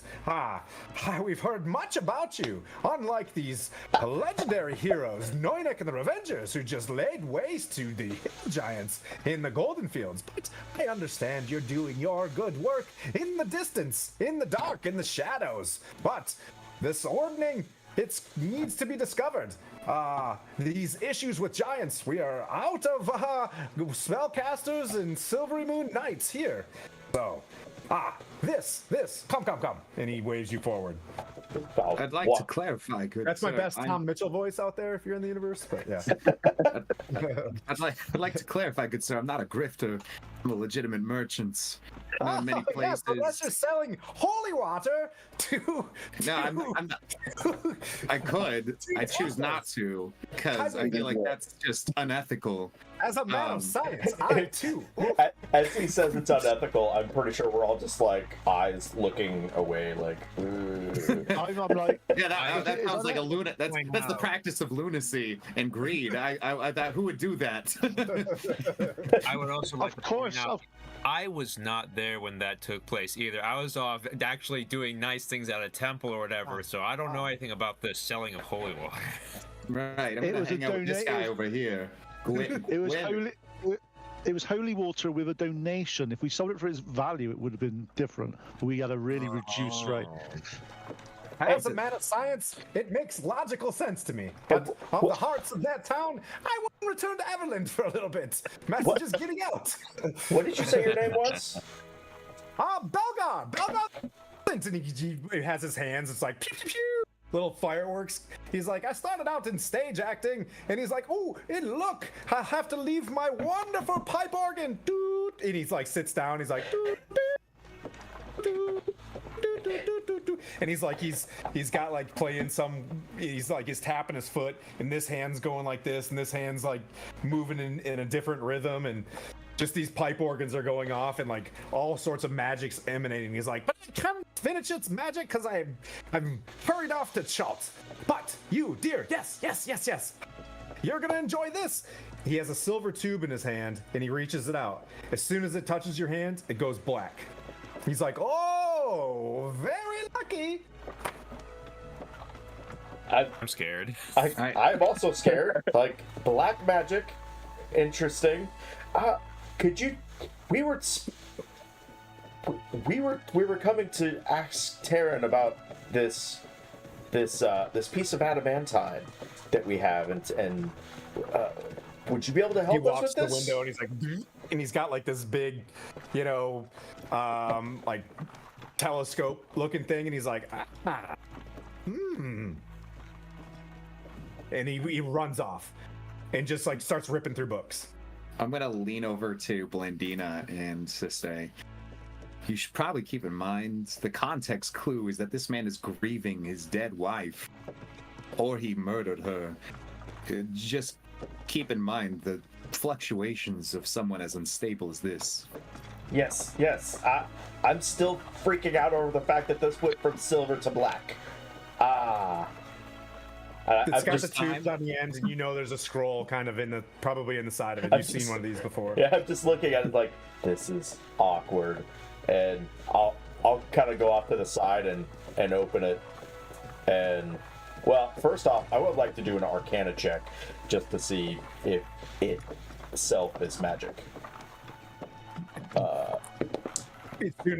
As soon as you magic, like Okay. yes. A 1 would be like, yeah. You can kind of see it's got like a swirling, like black, like lightning bolt that goes up and down this thing as it's like, and it swirls around where you would twist off the thing. Like it jets towards it. It swirls around like, open me. Yeah. So I'm going to not point it at anybody else, and keep it downrange, and. This. Access area clear, and you open it up. As you open it, sparkling magic just occurs as this thing flies out and opens itself in a scroll in front of you in a very soothing, beautiful, feminine voice. Be it known, and if accepted, that the knowledge and exquisite, this is as beautiful voice as I can do. Be it known, and if accepted, that the knowledge and exquisite capabilities of the Princess of Kryn before you will, by offer an immediate internship, probationary, of course, a freshman role, in the esteemed Blackstaff Academy. Please acknowledge your acceptance in writing at the affirmatory upon this parchment. Lady Lariel. And like you see this like LL just kind of swirl, and it's just like you can see that there's like a spot where you can just like a little pen kind of floats with a feather on it. I'll take the feather. It's like, who? I'm not familiar. Who is Lady Lariel? The scroll is just like, sign please. Be careful. Pushy magical contracts rarely work out. Belgar, my good man, do you know anything about this? Belgar, can you tell? And you hear Belgar from the distance. He's like, I'm in my second year at the Blackstaff Academy, but unfortunately, I have to head to Chult, where I can't attend the wonderful tower within Waterdeep. That's quite the honor, he says, as his voice kind of changes his pitch a little bit. And he's just like, now, back to this adamantine. And he's just kind of scrolling around. Why are you going to Schultz? I've been there myself. It's a rough and tumble place. Hey, when Elminster reaches out to you and puts you on an assignment, you take it. I'm a scholar. Fair enough. I'll cautiously. I'm gonna cautiously. Who is Lady Lariel? Who can tell me who Lady Lariel is? Do a history check. Lariel? Well, Lady Lariel. I He's the will. open lord of Waterdeep, one of the greatest wizards of our time. And then Belgar's like, pretty keen on the eyes. B Dina. I've got a That was a card. beautiful Just voice. be Very, very beautiful voice. A big B, Dina next to it. And then the page extends and it's like, good and exciting, please. And you get the sense that she's actually there on the other side of this in terms of like a message spell. You kind of pick up.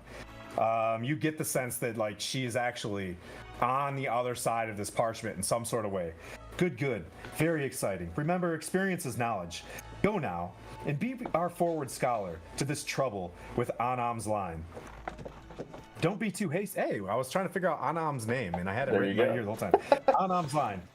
Don't be too hasty with this. And then the scroll snaps right into your hand. The black, the black tube that you had, like tightens and tightens and tightens into a black wand into your hand. It's very clean and smooth. Like the twists go away, and it's a very clean, tight, black wand. This is fabulous. Belgar's like, oh, it's the wand of the War Mage. +1, you can add that to your mix. Wait. And he's like, Lady Lariel, if she trusts you, well, obviously the wizards are quite busy around here, and knowledge is everything. I will use it with. Man, I'm excited to learn the magic of Faerun, more of the magic of Faerun. I only learned yes. a small amount of in Kryn. Words. I'm very busy, but that thing out there belongs to a larger construct called the Vonindod. Something, and it had many other pieces to it. I have seen, and he kind of shows you a diagram of like if there's a giant, this thing's probably 40, 60 feet tall of like a construct. And he's like, looks like some sort of, something that goes into its rotator cuff. Maybe the dwarves to the north would know more about this, but otherwise, I don't think it belongs in Silverymoon as a fire giant magnet. I'm going to have to ask you very politely to get that thing out of here within the next day or so. I'd like to prestidigitate in the air a copy of that page. Picture? Oh, And just kind of like Belgar just rips it straight out of the book and hands it to you as you try to do it. my God. That There's is. a visceral pain. Trust me, that's a Belgar I was gonna move say right there. that is something It's Belgar like- totally would And have you done. hear like there's like an apprentice in the corner like, off to chop, sir. I And clutch my pearls. As he turns into a T-Rex and goes out the window. yep. As he- yes, as he does- actually, yeah. Tim, as he does that, I'll say to him, we've got other items that also may be useful. We found this Electrum Torque underneath the that's a big tree down south. Don't worry about it. It's a tree. We found this Electrum Torque. It's got giant runes all over it, and we were told to bring this to you as well. There's a brilliant high elf by the name of Leosin at the what is it called? The map house. And he points out his window, and there is a L-shaped building that's in the distance.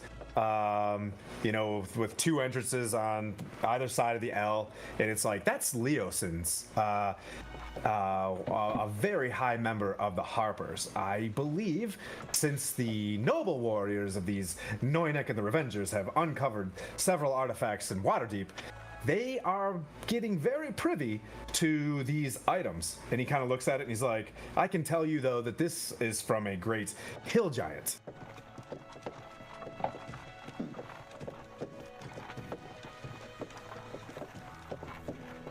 When you say great hill giant, do you mean great as in stature or as in size? And the name is slipping my mind right now, but I've got the notes right here. Oh, don't knock anything over. What? The reason I say that is when we fought some the other party may have had some fun with some hill giants. They told us. Trying to think of the god of the hill giants, and but anyways, like that's probably an item that was, you know what I mean, like that they wore previously, but it's slipping my brain right now. Big bees, where are you? But anyways, gives that name. I'll get back to you and drop it in the text. Grolantor? No, I don't think that one's not ringing a bell. One sec. Yeah. It's okay, we'll get to it later, thank you. Yeah. But do you know what the runes say on it? I would need time to study this, but that I don't have. Perhaps you can lend us your cipher and we'll figure it out with that. So you can get off the troll, of course. Grolantor. Yeah. Not pro. I thought you said. I thought there was a P in there. I was like, there's definitely not one that starts with P. Grolantor. Yeah. No, that's a different medication. What was the last question? I'm sorry. His was asking if he would agreeably lend us his cipher for such things so that we could puzzle over it and use our knowledge to help kind of translate it while he went off to Chult. It's the Harpers are currently using that. Any information we have from Hill Giants, the Harpers have gathered up. He's like, that's just what I had. Right. Harpers are the mecca of information and trying to, he just basically trying to get you to be like, we're trying to keep all the information in one spot. You know what I mean? And the trusted Harpers are there. And all Connor's people with the white wheel, but unfortunately, we're not allowing them to set up shop in Silverymoon. What's the deal with the white wheel? It's some sort of storefront. It's like what is it? And he kind of looks. He's like, the Zentarum are trying to become goodies now. Good luck. And he's just like, he slaps another book, he throws it into the thing, and he's just like, he collapses a telescope, he sits it in there, he gives a kiss, and he's like, oh, one more time. And he just starts jamming on this organ, and you get the sense that he's like completely ignoring you from here on out. Yeah. I guess we go to Liam Neeson. I turn to Blandina and say, did he say that the White Will were basically the Zentarum? I think that's what he said. I mean, that's what I got from there. Yes. They didn't. Wow, that's interesting.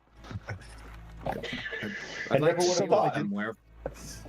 I'd like to deal with them wherever possible. I can't stand them.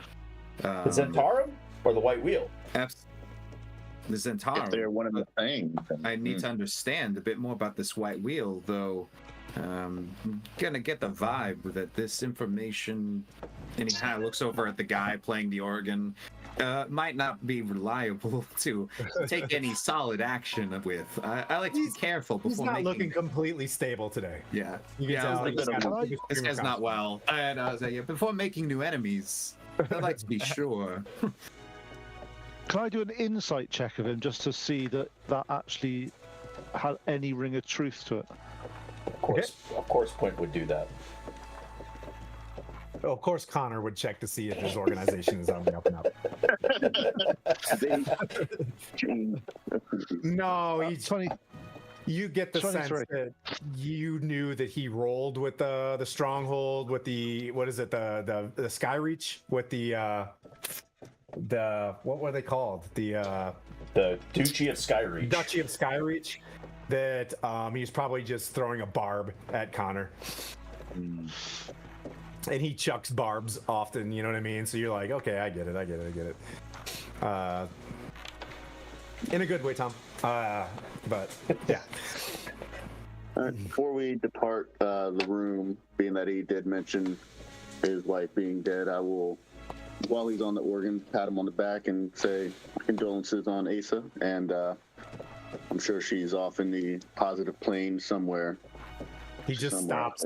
As soon as you say that to him, he's playing, pretty hefty Bach, and he just stops, kind of like leans over, and you can tell it's like just starting to hit him, and like you can visibly tell he's like getting upset, and he's just like, please, I'd like to be alone.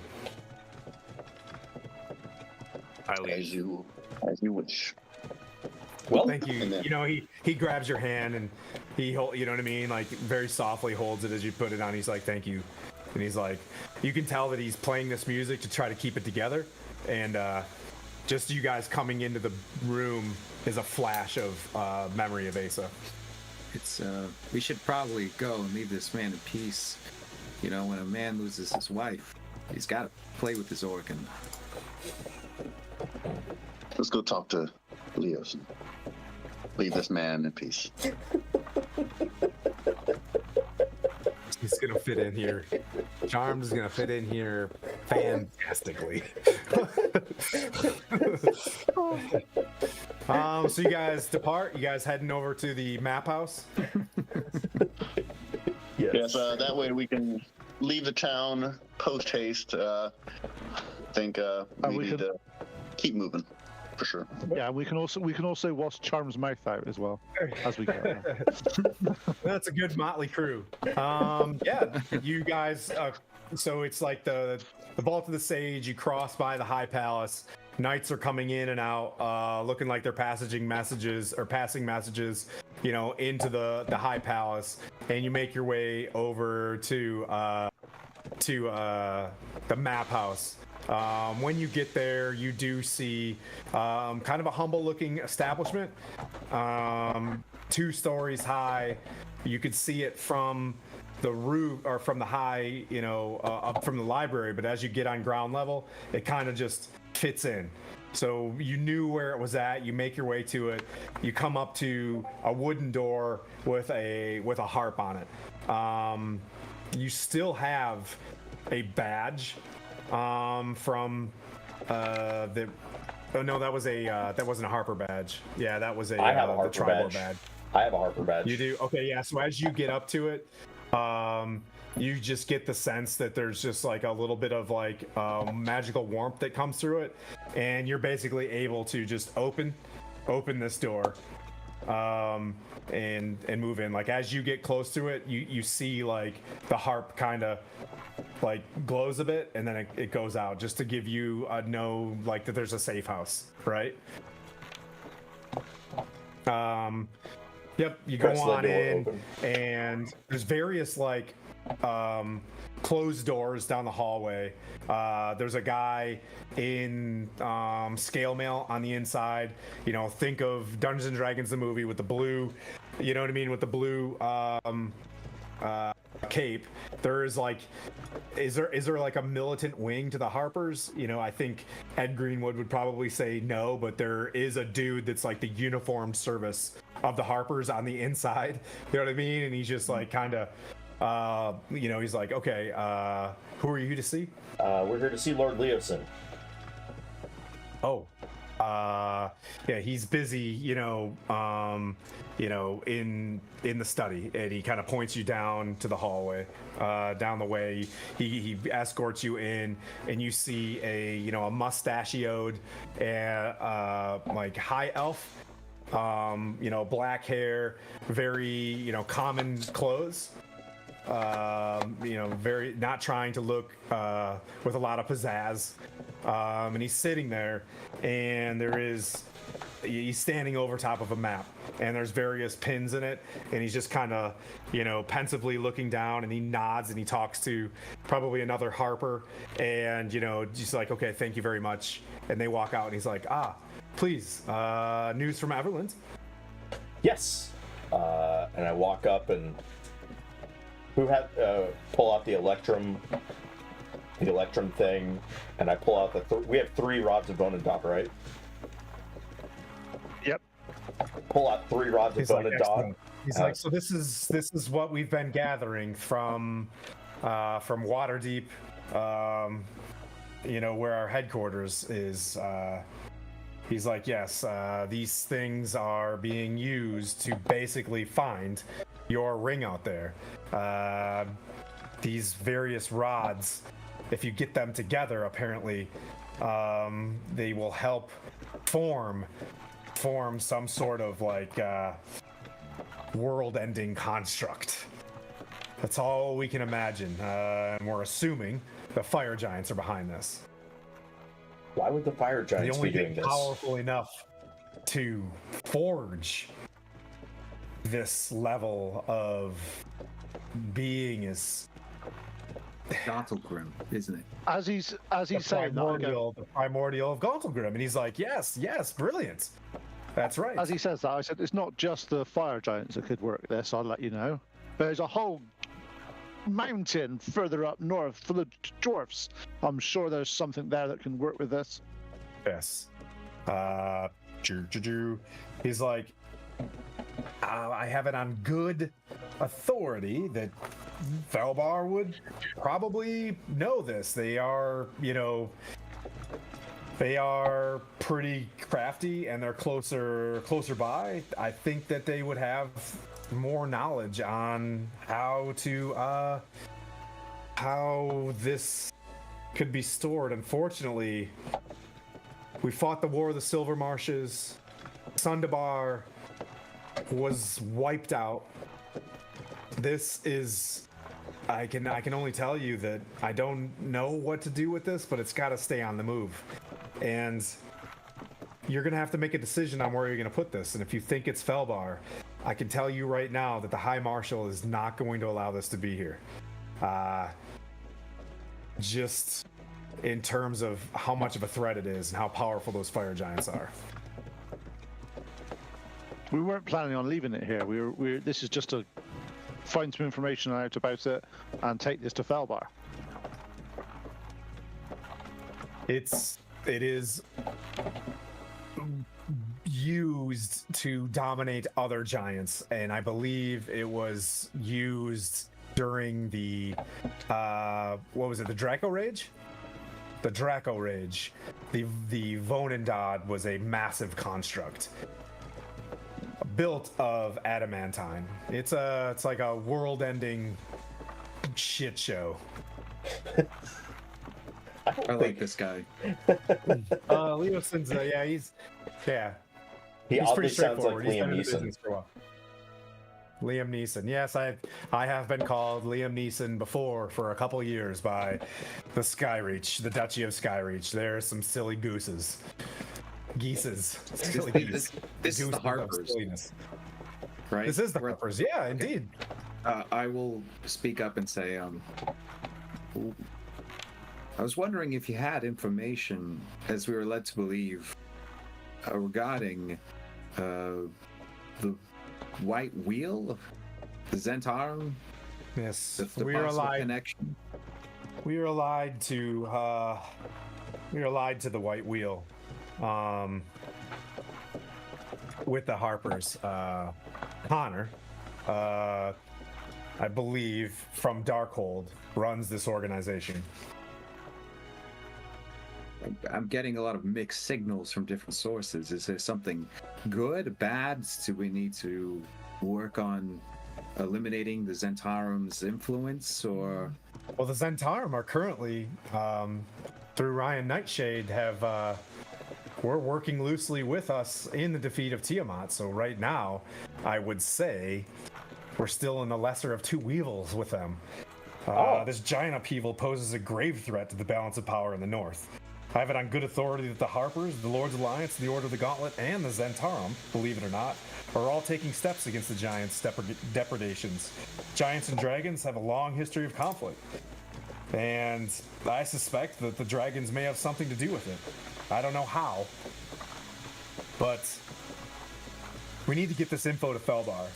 Or Fellbar, Sundabar, poor Sundabar. Taryn's great-grandniece is nearby at the Hawk's Nest.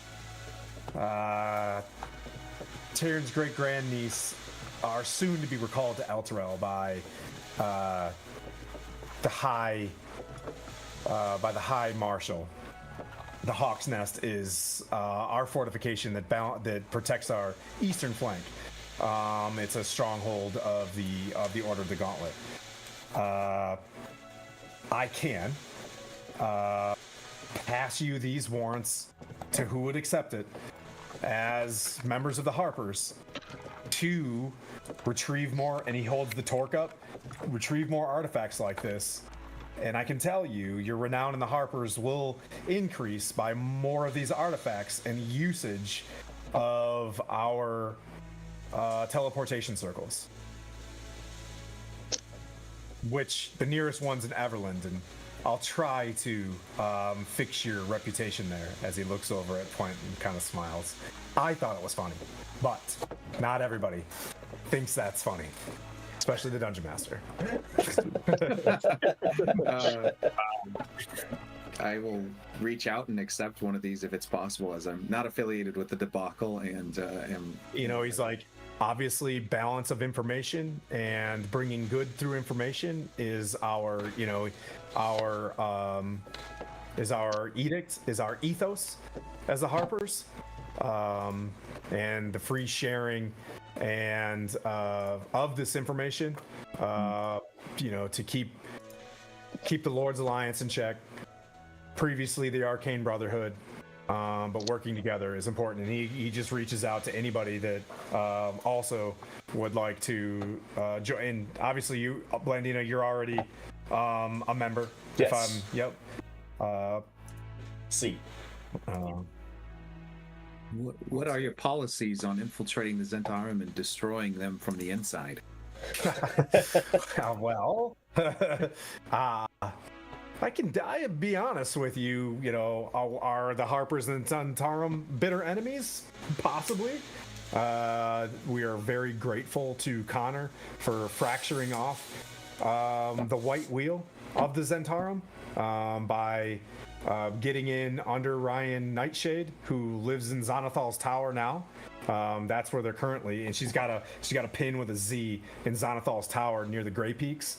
And she's like, so we know where she's at. She's licking her wounds as the Zentarim were fractured, and I can only presume that in the near future there will probably be an attempt to gain back that half of the Zentarim. The Zentarim being the more goodly, straightforward version of the Zentarim. Did you say Xanathal's tower?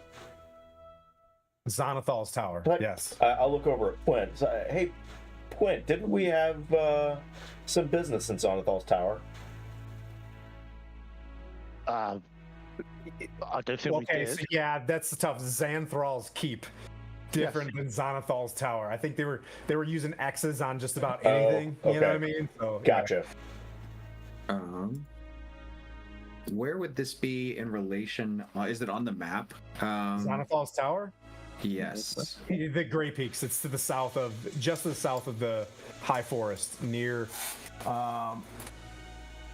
the Grey Peak Mountains. Xantharl's Keep. That's what that. Okay. Yeah, okay. I will kind of there we go. I'll look to the group and say, I trust you enough to say this. I have a score to settle with the coward that has licking her wounds in that tower. I know we've got an overall mission to uphold, so I put my personal matters aside.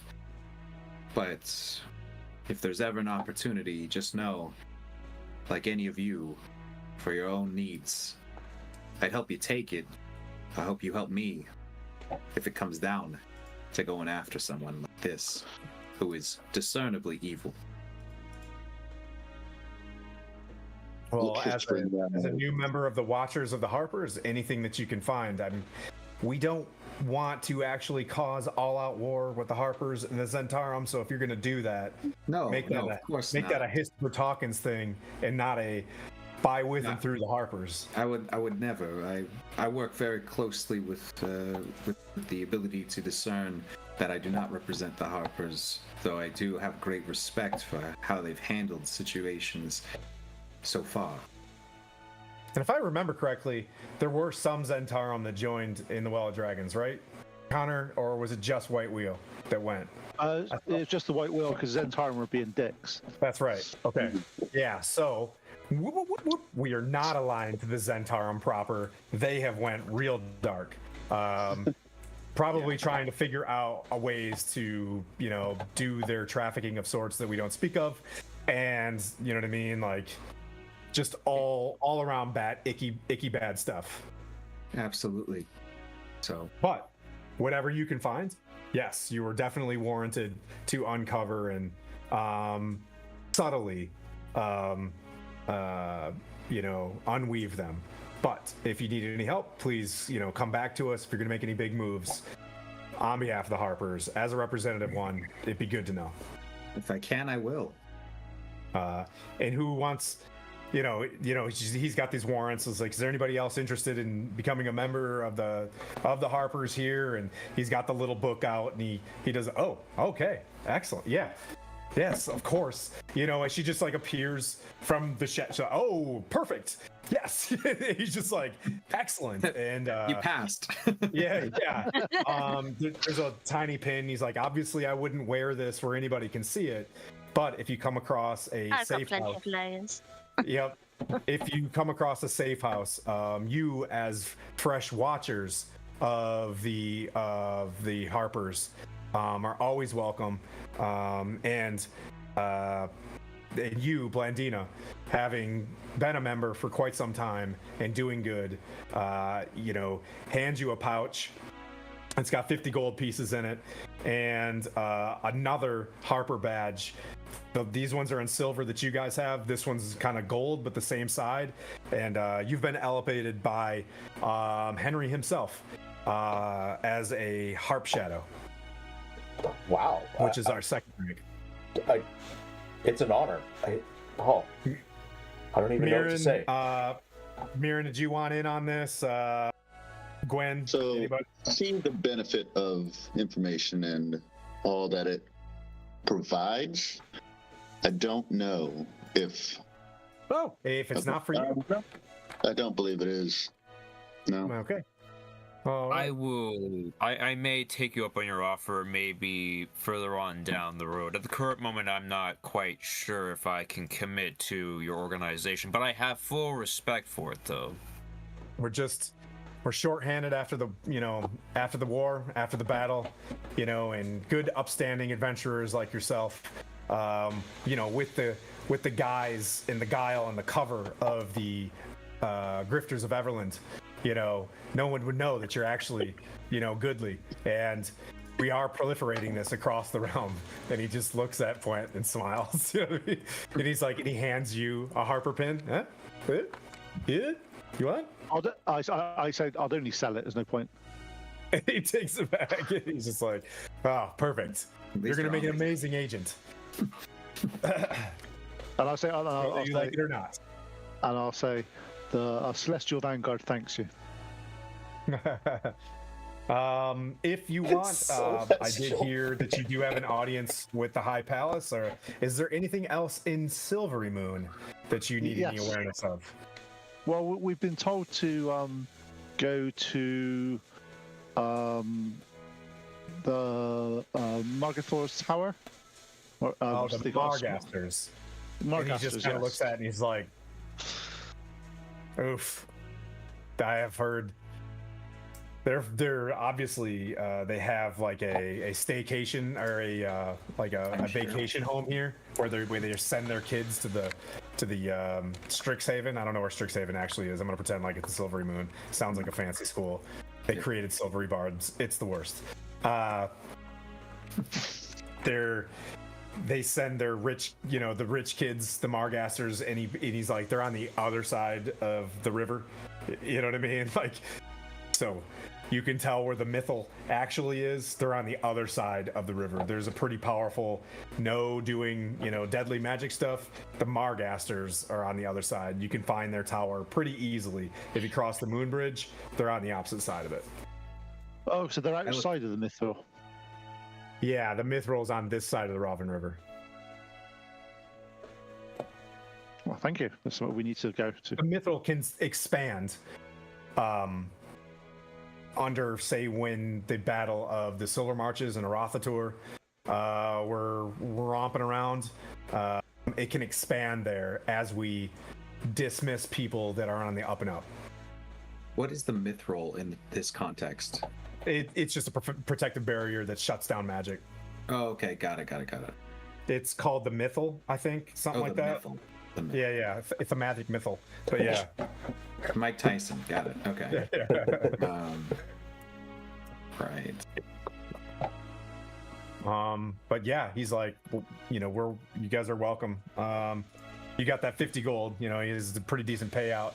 Another 30 days, and I think the White Wheel will give you guys a payout as well. Unfortunately, there's no White Wheel here, although we do have a agent down the hall. Do we need to go see the White Wheel? I look around. No. I do. Sorry, Mom's home. If you guys hear dogs barking. Please, Leosin's Labrador is just like barking. You guys hear? You know what I mean? He's got. Yeah, I'll tell you that I need to at least pass through with that. Okay. If it's possible. Okay. The White Wheel, but nothing that should take us off our timeline, basically.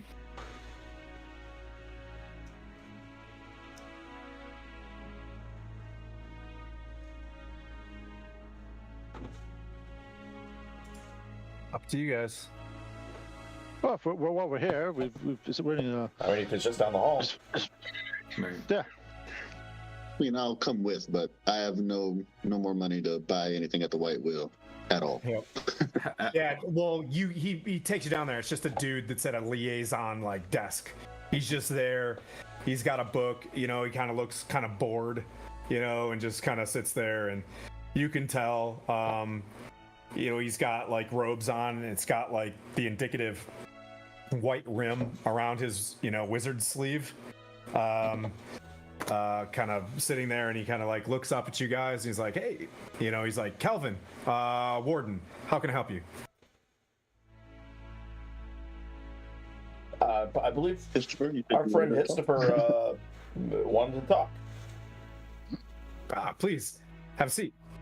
Yes. I have interests with my order to make connections with the White Wheel. I understand you've splintered away from the Zentarum, hoping to take them with the And resources. He kind of he's like, your order. And I say, you haven't received a missive that would herald my meeting here. And he kind of looks, and he goes through things. He's like, well, if you're affiliated with the Grifters of Everland, then yes, and he kind of just writes this down. He's like, are you on contract then? Are you joining one of the? And he's like, and just so you know, all of you guys, because you're on payment with this, all of you are, acolytes in the White Wheel. That's in order to get paid. Period. Is the opportunity here? Is there an opportunity or an incentive here to reveal to this individual, even subtly, what you've confided in me, above table, or below table, or side of the table, whatever? It depends on what you. This is your agency, but Right. you got bargains and deals on either side. Right. I don't trust. you want to. Yeah. I'm very careful. I don't trust the being so open in the air so far with this, especially with the Zentarum. Yeah. Not knowing where it all stands. He sits you guys all down, and I'll let you think on this for a little bit because you'll be here for a while. And generally speaking, there's a white wheel pretty much everywhere. But as you guys get in there, you can see that, at least for this party, they're kind of familiar with the goings on. And he does mention for the first time ever, he's got like a ledger out there, and he's like, the Monarch has offered just like any of the other factions, a rank structure amongst ourselves as well. And if you're going to continue signing on with this, he's like, I'll have to ledger you guys in as acolytes of the path, of the white wheel. There should at least be one of us if we're traveling to get the benefits of these resources. I feel if this is truly the mission statement of the White Wheel to work away from the evil of the Zentarum, I'm interested. Okay, but just so you know, I forgot how you wanted to do this, Connor/Pete/Point. He's just like he just mentions acolytes, in the command word would be like of the path, but he's just like you can take one of you guys on as an acolyte. If that works with what I believe, like with the limited information, and hope I don't misunderstand. Like I don't want to join something that's going to be like, I serve the Zentarums, Scientology face, the So bottom line aspect. is the Zentarum. They still want to do like some, from what I'm tracking, some in trade, lots of information, but less restricted as the Harpers are in terms of being like super goodies. Right. Okay, that's the vibe for sure. Okay. Yeah. Yep. So this is more of like, Archers, Archers gang. They're more of a intel for pay kind of situation. And if they do have equipment and stuff like that, they do sell it. Think of like not Wanted, but think of John Wick's organizations, like the Continental. That's perfect. Okay, that's exactly what I think Hiss would be looking for. Some autonomy, but a growing structure where, All right. intel, and he just kind of he has this white pen that he holds up, and he's just like, well, we don't sign contracts or put our hands on a board, but we want to make sure that when it comes down to it, and that you're not a sellout. He's like, he has you like lay out your forearm. As you can clearly tell, this is a tattoo. And he's like, Connor was big into tattoos. Sorry, this is his thing.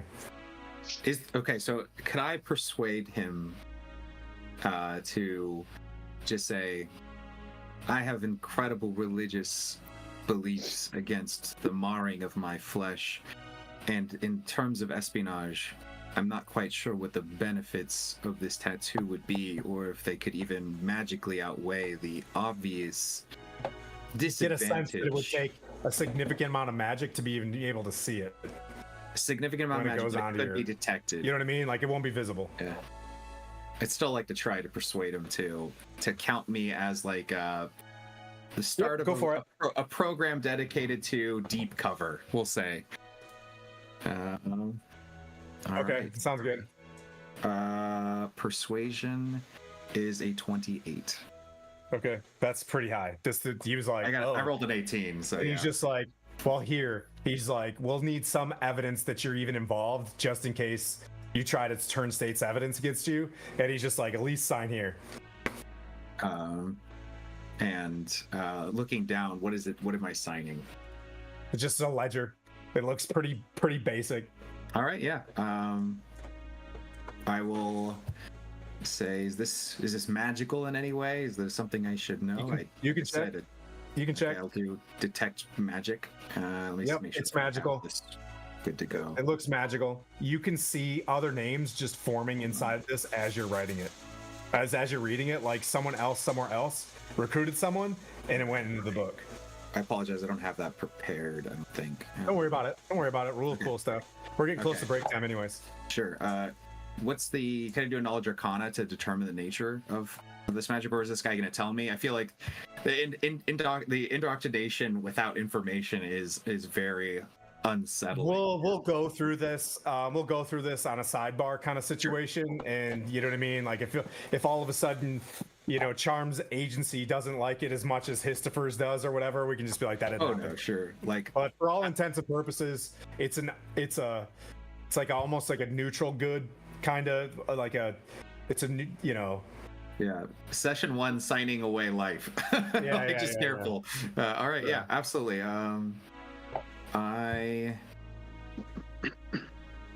Let's see. I got a 17 on Arcana to see if it's binding in any way, or if I get to basically just it's keep just it as it's just proof of like being in the roster, and you get the sense that when he signs its thing, the name like will show up and then it disappears. It's just like a book, and he's just like, the only place and the evidence of where your name is in Darkhold, and he's like, I don't know where that's at. Nobody knows where this place is at. It's some castle in the middle of nowhere, and you'd have to pry this out of Connor's hands. And all right, good luck. That's good enough for me. I will sign Histifer. Okay. Talkins. Yep. And you know, he signs it. He's able to touch his wrist, and you see a white crossbow kind of show up on his wrist. He's like, it's pretty cool tattoo. If you get high enough, it actually turns into a crossbow. It's kind of tight. But anyways, it's kind of tight. he's like, but I'm not there yet. But what we'll do is we'll take a break here as you guys are we'll figure out where you guys want to go. I think you guys want to go visit the Margasters. And then we'll pick it up in 15 minutes. Yep. Awesome. Yeah, so 25 after? Let's go. Yeah, that's fine. 25 after is fine. All right, I would say 15 minutes. Yeah. 10. Let's do, yeah. Want to do 10? Yeah, that works. All right, we'll do 10. I don't care if you guys eat at the table and stuff like that. Like, Yeah, obviously, live your just best like, life. Call it 20 after, and Okay. making it even. So we'll be back in a bit. All right. Yep. My face was starting to hurt. I was just like talking.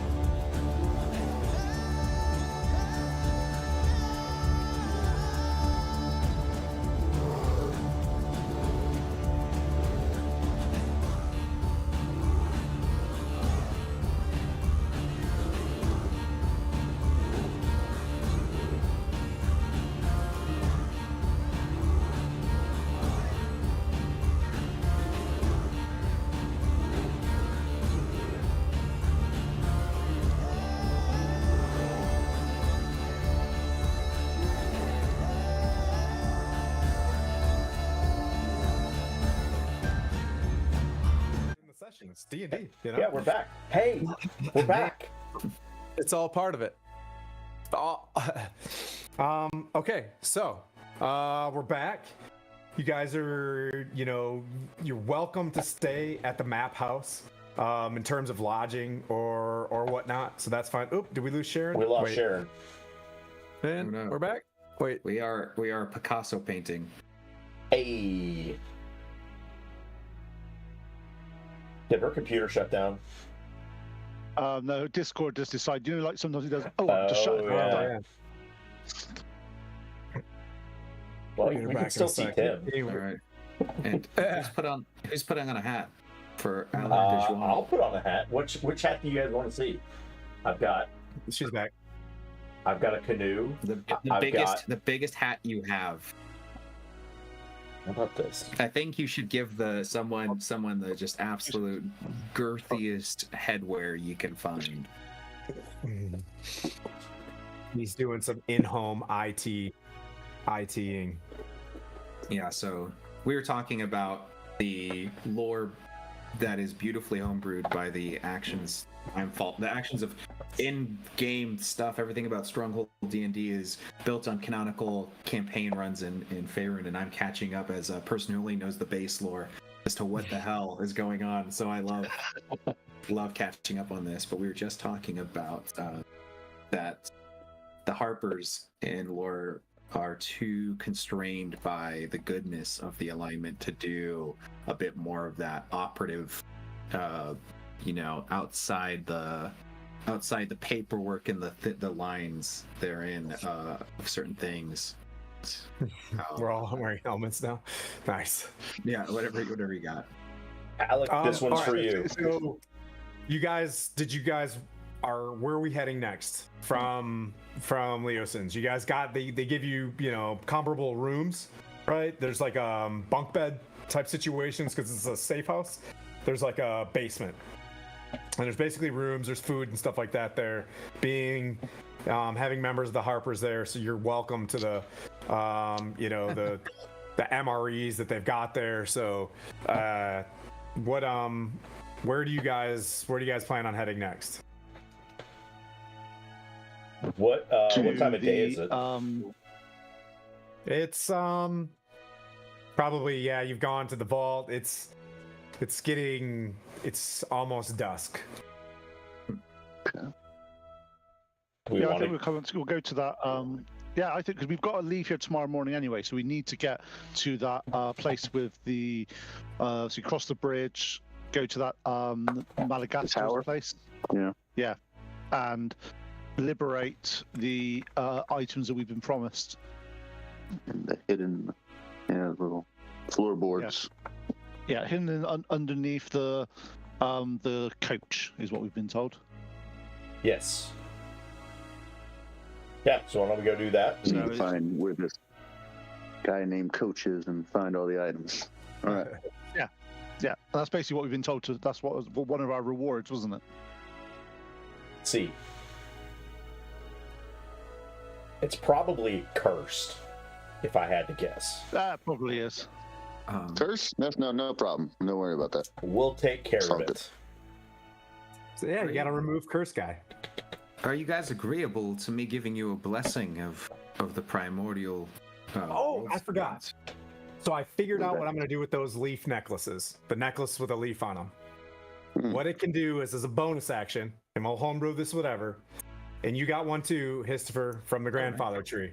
Nice. You all have a necklace with a leaf on it, and it will give you 1 round of bless per day. 1 round. So a Consider 6-second bless. So you can grab this thing and do, 6 seconds of bless on, you know what I mean? Like, I want to open this thing up. Hang on, I'm casting bless and helping this roll. Does that make sense? Is that like a bonus action to cast then? Bonus action to use? Bonus action to use. Yeah. Once per day. At And it dawn lasts or until for the long end rest? of the turn. Huh? Dawn. Yeah. So it lasts a round, does it? Yep. By round. Okay. That way it's not just the high forest. You know what I mean? But yeah. All right. Like it. Like it. But that being said, yeah, wherever, I'll let you guys take charge and go wherever you want, talk to whoever you want to. Leoson's there. What's this guy's name? Kelvin Warden. I was offering everyone a blessing of my from the divine power that they procure my magic, the primordial world serpent. I said it's gonna give you, if you wish, the ability to resist poison and be hardier against all poisons. The damage of the poison would deal would certainly be reduced greatly if you accept this, and I am not asking for any commitments other than if you make prayers or think wonderfully of anything in the world, then think wonderfully of the oldest things that are sleeping with the power of divinity of the earth, or of the plane. Very fancy. And it will be basically protection against poison, which is resistance to poison damage and advantage against all saving throws against poison. How long's that last? Let's check. Protection against poison.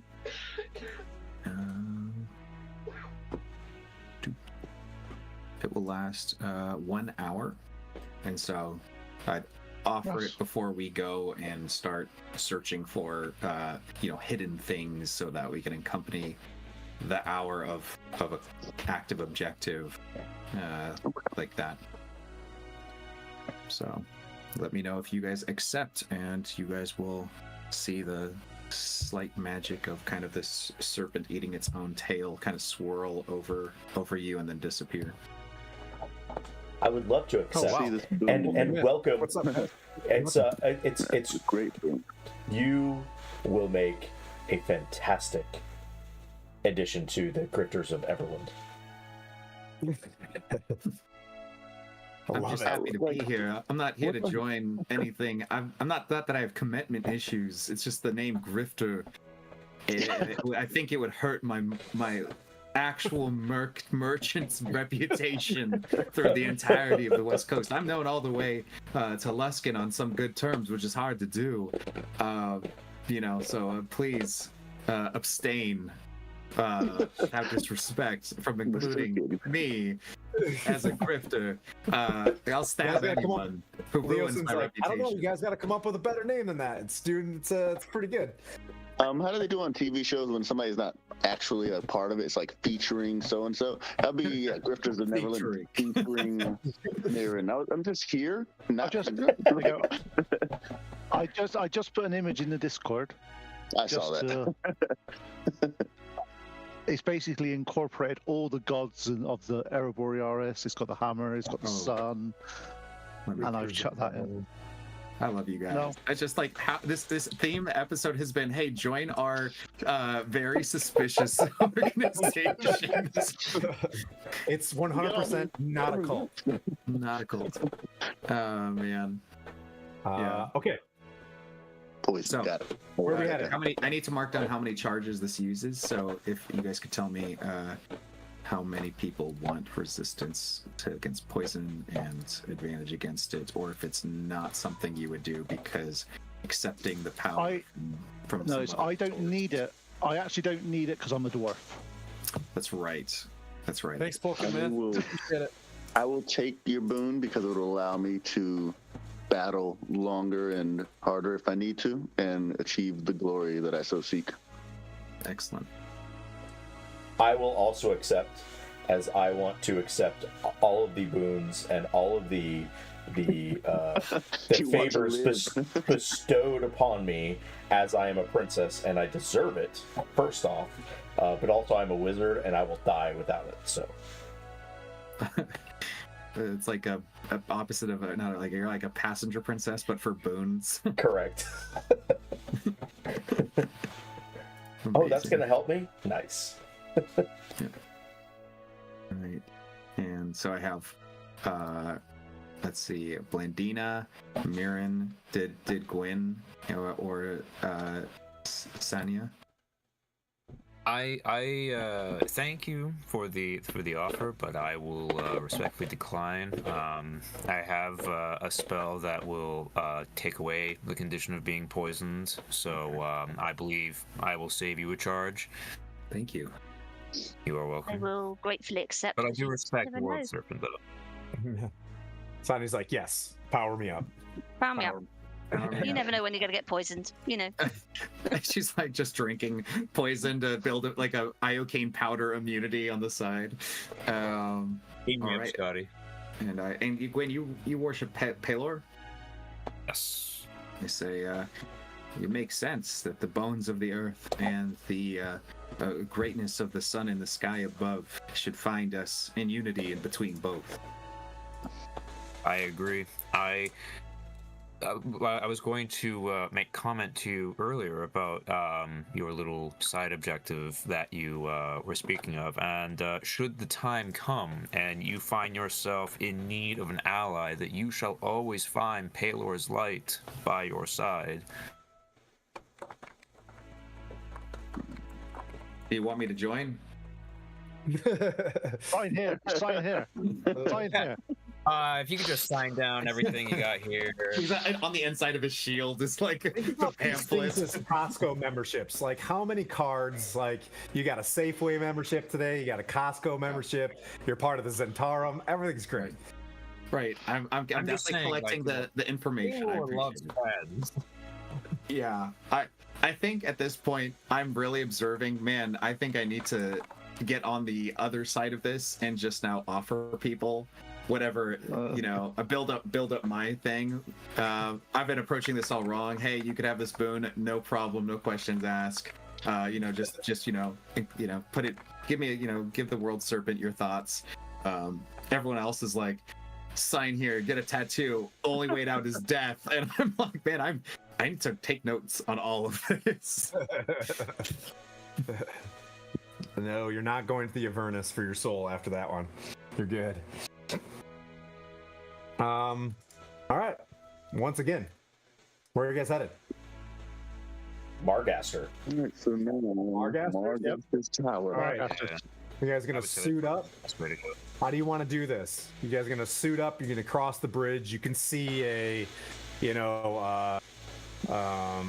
tower that's there's a lot of thin towers. This one's a little bit probably about 50 feet in diameter, and it goes up 3 stories, just as they said. They're like, it's a 3-story tower.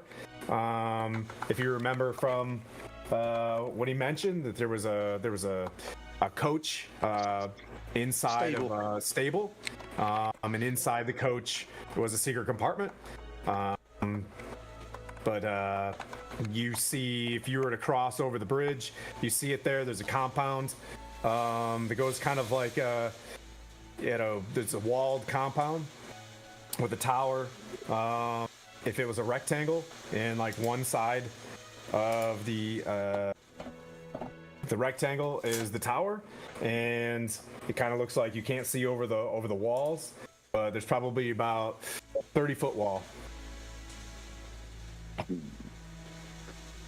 I said I'll turn to the group and say, obviously the only reason we're here is for our rewards that are underneath the stables. I don't think we should be going to the tower itself. Agreed. You want me to open the door? I can fly over the wall. I mean, we are welcomed here, are we not? I mean, we were told we'd come get the stuff. Shouldn't be an issue. We just open the door and go in. In what? Into the coach area. Into I the was just stables. so imagining we're not welcome here. Sorry, I was born. Sorry, I was born cesarean section. I have to use a window instead of a door whenever possible.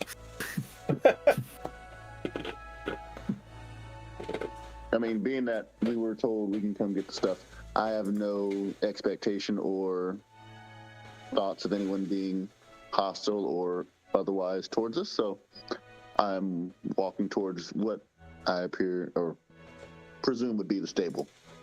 Watching arrows just fill you. Yeah, so there is a there's like a gatehouse that you can walk up to, and there's a gate. There's like a portcullis that is closed.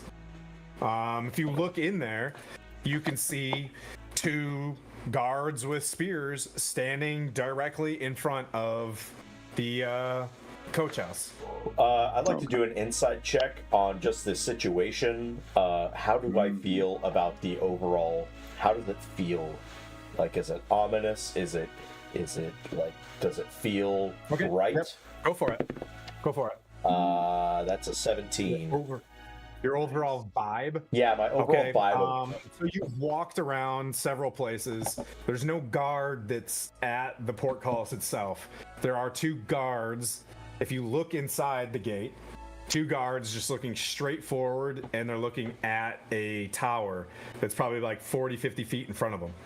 And they're just standing in front of what is clearly the stable house. If you go to camera Krista.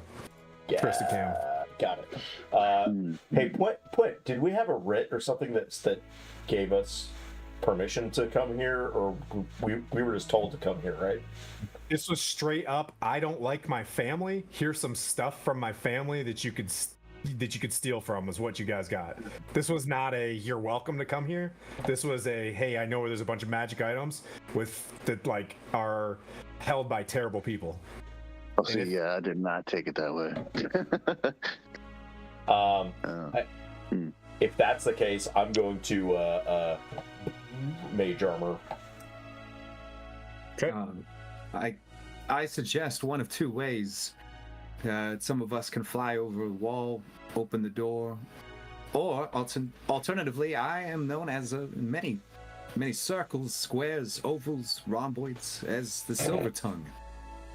I'm happy to smooth things over with a bit of charms, if you know what I'm saying.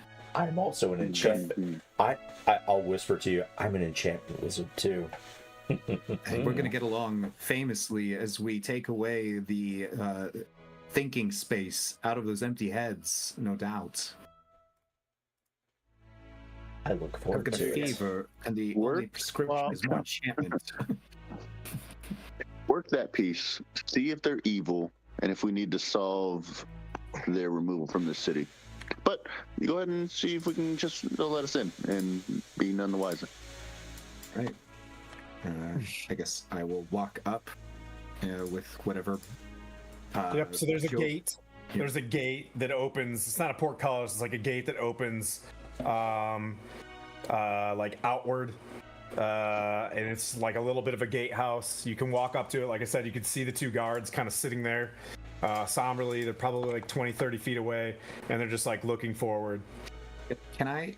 I haven't played a bard in a while. Can I give bardic inspiration to myself? Can I inspire myself? I don't. It says any I don't think you can.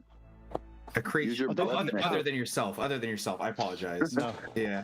But you can use that bless thing that you've just got. Oh, that's one- right. 1d4. And that's on saving throws and attack rolls, not skill checks, right? Bless does skill checks, isn't it? No, that's guide. How about as you go up there, I give you a guidance. Oh, guidance. Thank you. Yeah. All right. There you go. All right. I will walk up there and see the low energy guards, and I'll just gently strum a friendly tune. That's quiet. I'm not like trying to like wake people up, but just like let them know I'm approaching in a sense of very obvious merchant musician piece. Okay. They do acknowledge you. They do like look over, and they don't pay you any. So you get the sense that they're not like, catatonic, right? Right. But they do kind of just like look over, Okay, they're not corpses. and That's they a look good at each sign. other. They look at each other. They look very non-pulsed and stay at their post. Greetings, comrades. Is it all right if I may have permission to pass with my entourage? You're asking for them to come into the compound? Yes.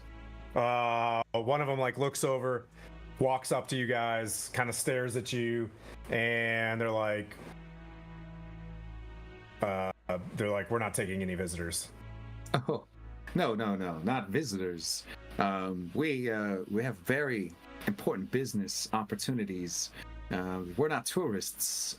We're, how do you say, financially lubricative part of the structure of your establishments, and I'm going to slide them each. Let's see, 5 gold. Oh, wow. All I gotta say is They let it like drop to the ground, and they're like, our masters are not here. And they turn around, and he walks back, and he's just like, As please, they turn don't around, disturb me. I'm gonna cast Charm Person, 2nd level. we are And- not grifters at all, are we? Not in the slightest. I No. am not a grifter. No, I didn't do anything like that. Yeah, I'm gonna cast Charm Person on at a 2nd level, targeting both of them. So they need to make a Wisdom saving throw, 16. Okay. And for the record, grifting is swindling people out of money, not giving it to them. All right. They Okay. look at each other. Connor, They look at each other, and they open up the gate. I I walk pick up up to the him. It's gold like and go, it's it's lovely to see you, gentlemen, again. The House of Silverymoon appreciate your hospitality. They walk back. The other one like welcomes you guys in. Like, By all means, come, friends. You guys can go take a break. Take a break for an hour. Wow. all right, you guys come in, closes the door behind you, and make 2 wisdom saves, Blendina. As they both charm you. Wisdom. As the first one's just like, why don't you come in and sit down? 17 and 11 plus 3 is 14. You cannot hurt one of them or do any damage to one of them, period. 2 secs before that We'll say happens. it's the one on, we'll say it's the female one. You look at her and you're just like, oh, this is great. Tim, just Interrupt. before that happens, hasn't Mirren got some ability about charm? To interrupt, that's for me, but you get +3 on your savings throws, period. Oh, yeah. Oh. So as you do this and they bring you in, a reverse charm, their eyes sparkle like red. They take a step back as they try to like bring you guys in here, and they're like, I guess you're not gonna take our advice. They take their armor and like transform into 2 red-skinned, winged. They stand about 7 feet tall. Their teeth come down. Their hair is jet black. If you know what a Cambion is, they both sit no. there. Their spears flit Wait, Dita, what did you do? as we roll for initiative. Let's Yeah, go. let's go. We get some Did you combat. transform We're them? going for the Margasters, baby. I got there. What I did is I got there. I didn't know enchantments could turn people into demons. I didn't either. Watch This is what new. magic you cast. Are you wild magic right now? What is He it? must be. He's a strange form of wizard that I've not seen before. Is all I'll say. She. You gotta She. watch your cat. She. Mike, you're the best wizard I've ever seen, Blandina. So much. I'll say so much for the Celestial Vanguard turning people into devils. God. You have to change your name again. maybe the real magic was the devils we made along the way. Yeah. I'm really good at initiative. It's like one of my favorite things I can do. I'm not, You love but I initiative? rolled really Seriously? well. All right. Anybody above 25? Or anybody above 20? 22. Blandina. 15 to 20? 17. Mirren 15. Okay. Vanya. Mirren. 10 to 15? Oh, here we go. 5 to 10? 8. 6. Who had 6? 5 and 5. You I had had 6, Charm? No, sorry. Neil has 6. I have 8, and Pete has 5. Okay. Holding up the rear as always. I mean, it's I'll get you guys. Quickly, Spirit Guardians everywhere. It only matters for the first round of combat. The rest it doesn't. that's so true. That's so true. Okay. Blandina, you see them change form right before you, but you can see them. So you got the jump. You get the sense that you got the jump on them as their skin turns red. They widen and get larger, and become more striated. But you do get the sense that once you're inside this compound, there's some sort of like hue where you can't really see what's going on the outside, right? Like whatever they're doing here, they're, you know what I mean? They practice magic, probably not chill. Right. Ooh. How do I want to do this? You cast one spell already, right? Charm? Blandina? Oh, yeah. Okay. Yes. Yeah. Let's see. Is that able to? Yeah.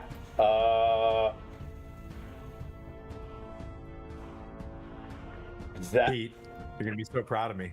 I'm going to Yeah. look at You're gonna be both proud. of them.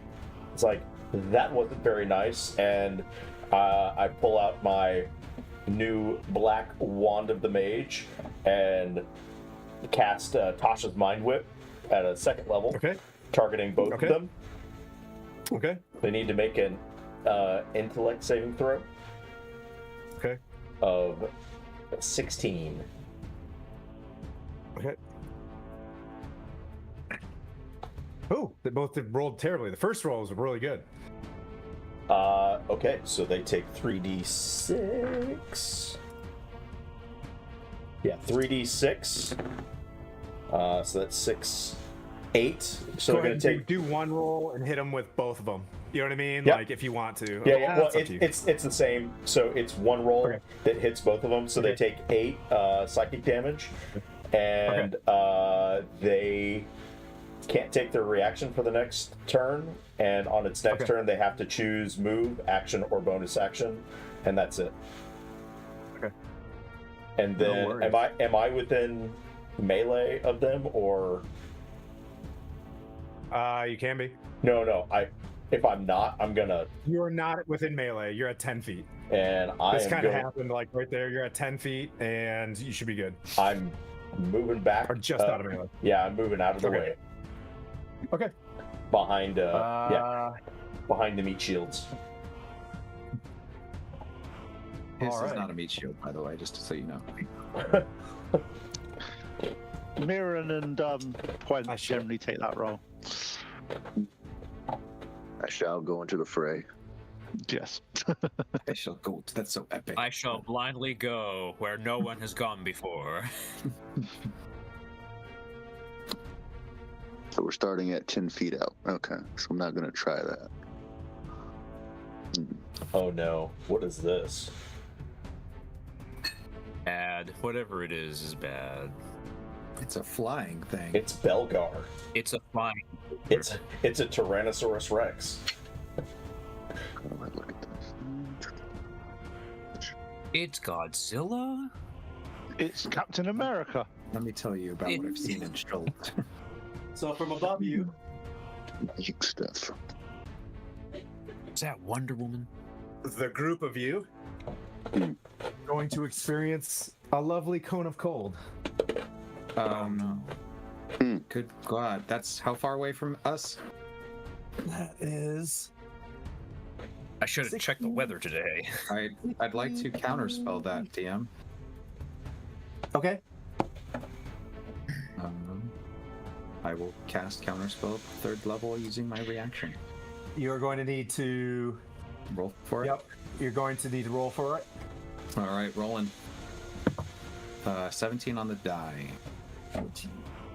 Okay. Up to 7th level spells. Nice. And then adding, what is it, Charisma to 21? Yep. Spellcasting mod, yep. All right, I go. Wait, what? You're casting at 3rd level? Cast at 3rd level. I don't have any higher spell slots. It has to be 3rd level. Fine. I roll. As you cast Counterspell, right? Yep. Spell your counterspell. Counterspell is counterspell. Counterspell Oh. is counterspelled. I That's the will best I also could cast do. Counterspell as a reaction. Yeah, Blandina can counter their counter spell. Ooh, so many wizards. I'll just if hit, so they just use a spell slot reaction, counterspell the cone of cold. Well, no, you can counter. No, you can counter spell. counterspell the counterspell. Because it's the lower spell. Yeah. Oh yeah. Count So that is actively counterspell. If there was another wizard, counterspell your counterspell. Could you imagine how like I have been in games where that has happened, where we How were does like counterspell stacking the work? Spider-Man meme of everyone pointing. Okay, this is great. So, yep, you go to counterspell it. Yours is shut down, and she, like, you sense Blandina giving you power. Like it's like this, and then that shuts down, and then you hear her. You know what I mean? You hear from above you, like flying above you. You see some sort of spellcaster. Well done. I will Sonya. say. Oh, sorry. Never mind. Go ahead. I'll say. Apologize. Don't mean to step on anyone's toes. I just want to have that. It's so rare to counterspell successfully sometimes. I just say, not so fast up there, pretty lady. Come on down and join the party. And she flies off like 20 feet, which brings it to about 80. Okay. All right, Sonya. I will take out my short bow and fire at the wizard. Okay. Try to attack us.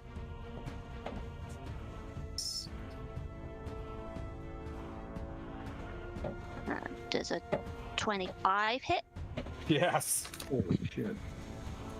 As it flies through 2 different types of barriers that she has on her. You can tell there's mage armor and shield, and it just like Dune, your arrow makes it through both bits of shield. 8 damage. Okay. And Up to 8 damage. Yeah. Do you I'd guys like- use steady aim in your game for rogues? Yeah, but it takes a bonus action. Yeah. If there's anywhere to hide, I'd like to go and hide, please. Yes, there is. If you look at that little tunnel that you guys are inside, you can see where it's like dark into that little tunnel that you guys came out. You can go down in Yeah. there.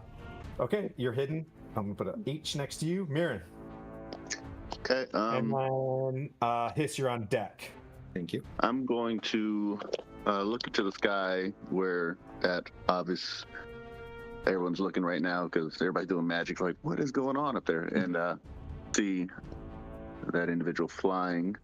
I'm going to use the javelin of lightning and try and get it to go essentially straight up, so I don't have to go chasing it anywhere else.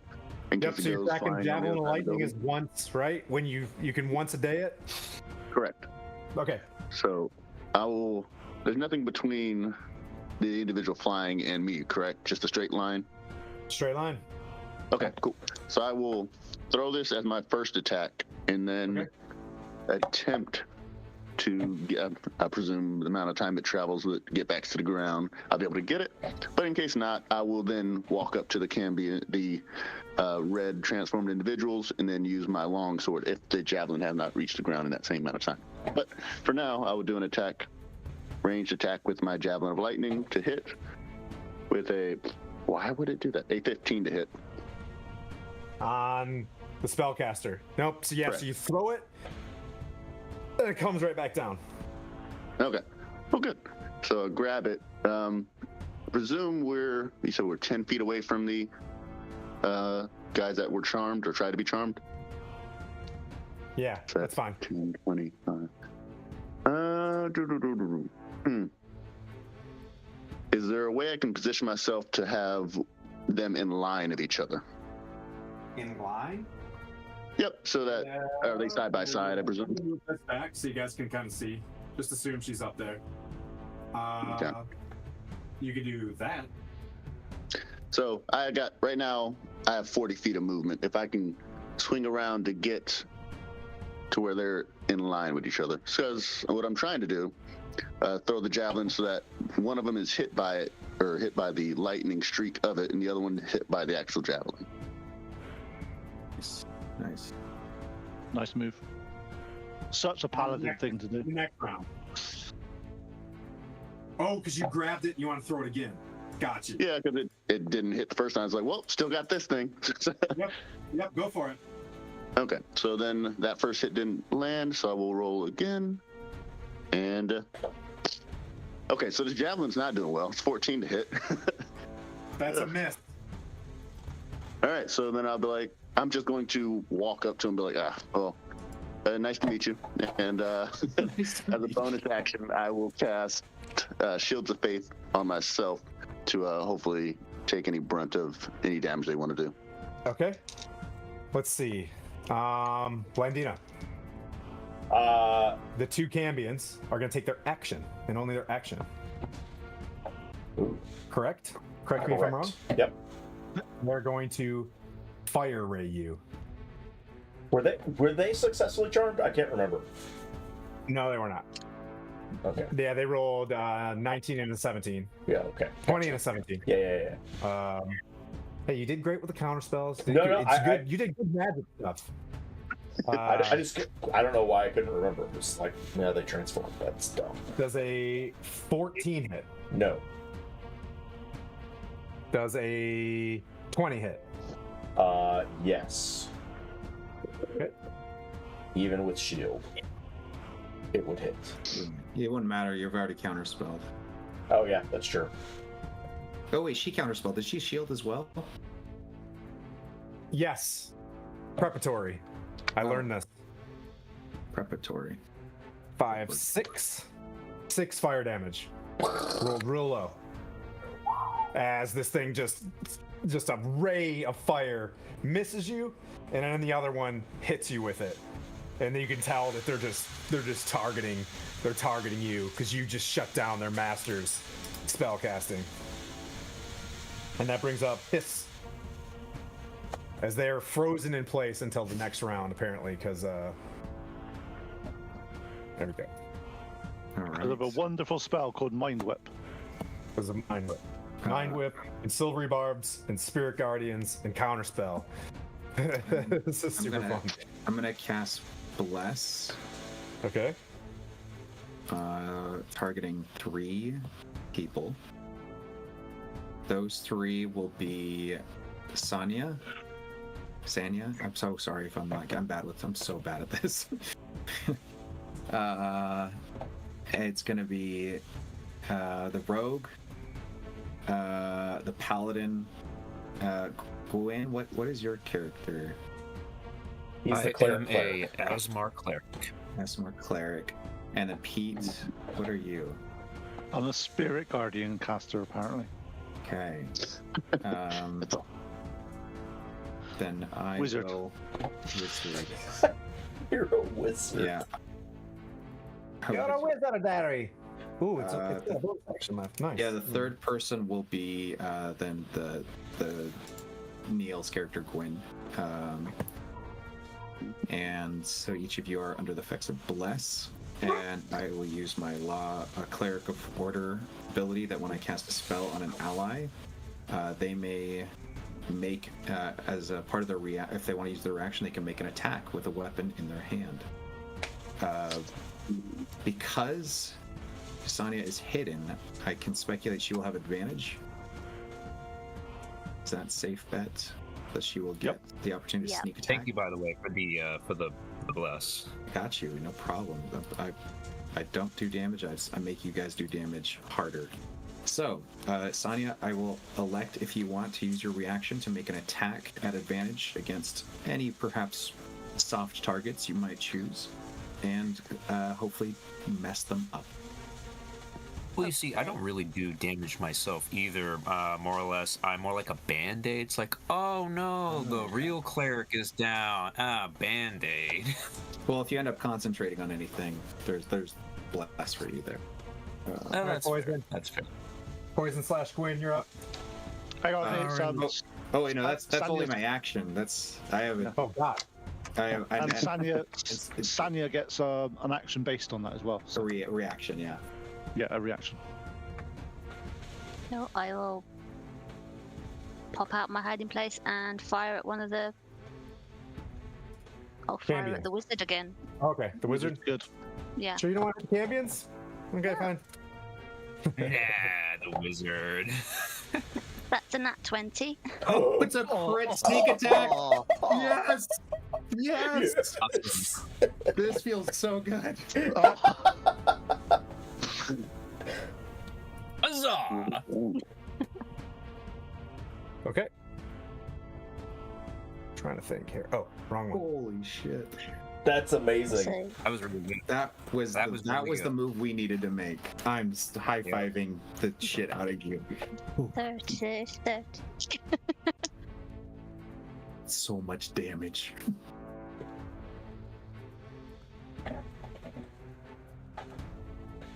I see this wizard falling out of the 52 sky. damage. How much? 22? 52 by Whoa. 2. Oh my god! Just falls from the sky and perishes. You guys should have more broken characters. It makes it fun. Just like falls from the sky, crashes, and takes another 36 damage of falling. Ouch. Nice. All right, and as a bonus action, I will bardically inspire. Jesus Christ. How much? What else you got? I just cast one spell and one bardic inspiration. I don't know what the big deal is. So So, Tim, are you still wanting to target Puent and his spirit guardians? so I will bardically inspire the guy who seems to do a lot of attacking and is probably closest to the enemies, and that'll be well, let's see, you've already got bless. I don't know your characters well enough, so I'll just spread it around, and it's gonna be Blandina. What is it, a D8? A D8, yeah.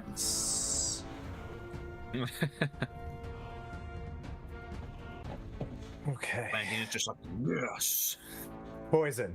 It's your turn. / Gwen. Alrighty. Or do you I'm want to going move? to cast- You want to move, Hiss? Oh yeah, I'm taking a look at the map. I can't tell which one I am. I apologize. My eyes. You're in. I can't do. Is there? I'm looking on Twitch. I don't know if there's a. Is that the correct place to be We have looking? Zoom. No, if you have Zoom. there's a Zoom link in our Zoom chat. link was for. I was wondering. All right, that's hilarious. So where am I here? There. I'm going to move back next to the rogue and high five. Just and that's the end of my turn. It should be like easy peasy. I was like, All right, Gwen. 8 yeah. years later. All right. Am I? How far away is the closest Cambion to me? Based on what I can see. Look at the map. About 20 feet. 20 feet. All right. I'm going to cast spiritual weapon at 2nd level.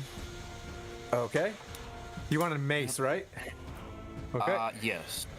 Okay. And I am. I can. Just as a refresher, I can attack with that. Correct on this turn. Yep. Or is it take time to cast? Sorry. No, you can cast- Bonus you action. can- I thought it was a bonus action. Wait, Yeah, it comes out. You cast it as a bonus action, and it involves an attack as well. Gotcha, Yep. gotcha. And It's been a while that's- since I played a cleric. All right. Oh yes, that's right. So you can add a D4 to that attack roll. Hey, thanks for the follow, so kind of wild. Moto Day. 24 to hit that hits. already. 8+3. Ah, damn. Level 7, boy. 10 damage. Okay. That's a good round number. All I had to do was put a 1 in front of the last one. And aside from that, I will stay where I am at the current moment.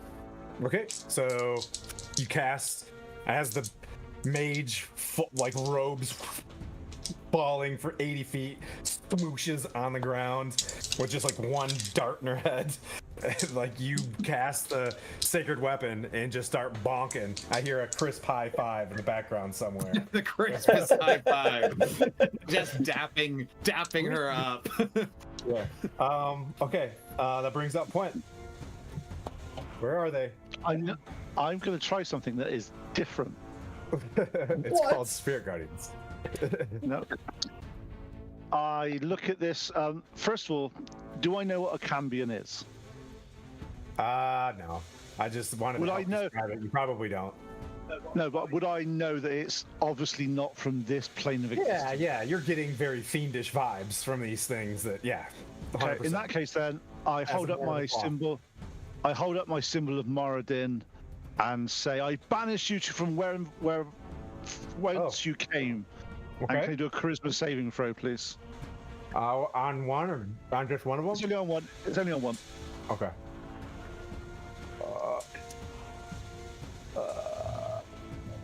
Fairly charismatic, actually. So this is a 21. Oh, okay, it doesn't do anything. It's fine. But you have banished? Nice. Yeah. Okay, nice. But yeah, you get the sense that they're probably from, In that case, then I cast spirit. I passed sacred weapon. sacred weapon level 2. All right. I also move forward to in between them. I know that puts me in a precarious situation, but it gives Miran advantage on his attack rolls. Okay. Oh, I got you. Very good. Because apparently I missed. Is my javelin right there by you? Can you pick that up? Yeah, but it didn't. Oh yeah. So there's like tink tink tink. It's sitting there and it's next to the. It's in front of you. You threw the javelin at the guy in front You know of you, right? Yeah. I think the issue is I didn't say the word that's supposed to go with it. It's like, oh yeah, it's supposed to activation and word. Got As I it. get in between the mirror, and I say, "Don't use it this round." I thought rules is written if you grab it and you say the word and you chuck it, and if you miss, you miss. But we're gonna have to take a look at that. Like you say like Hieronius and throw it, and if you miss, you miss. If it hits, it hits. But it's like once per day. That brings like up that. Lendina. Well, shit. I was gonna do something, but Quint stepped in the way. Well, you did tell me not to. Well, I know, Friendly but I didn't know fire. you were gonna step in the middle. But that's okay. He's fine. I mean, it is kind of a Pwent thing to do to just rush in and start smashing things. I True. mean, to be fair, To be fair. Cash's mind whip again. Again! Okay. So they need to make a int save again. Both of them. 17, 16. One. They both pass. Okay. So they take half of 13, so 6. And they're not affected by that, so they're good. Okay. And I'm still further back than where I'm You standing try right to now. cast this thing on their mind, and you can tell that these things are pretty bright critters, despite the fact that their master just died like in 6 seconds. You can tell they're smart enough to be like, man, we should probably be working for, better wizards next time. But I mean, we brought Sonya the 50 cal to this fight, so it's okay. wow. And then that's it. I'll ever just bring a flat gun to a wizard fight. Yeah, you brought a Sonya, black you're gun up. to a wizard. Get that on a t-shirt, please. I will buy Oh, there was a it. wizard up there. Not anymore. Sonya's All I have to up, say is- and Mirren's on deck. All I have to say is Rogue's getting in Tim's way since 2020. Yeah. Not much survives a crit sneak attack, in all fairness. Nothing's better. Yeah. That was a really. So was there 3 counter spells right there in that one round? Yeah. And went around 3 counter spells, yeah. So you counterspelled the Conal Cold. Yeah, that was a lot. There was a lot of like record scratching sounds like. This is the remix. Yep.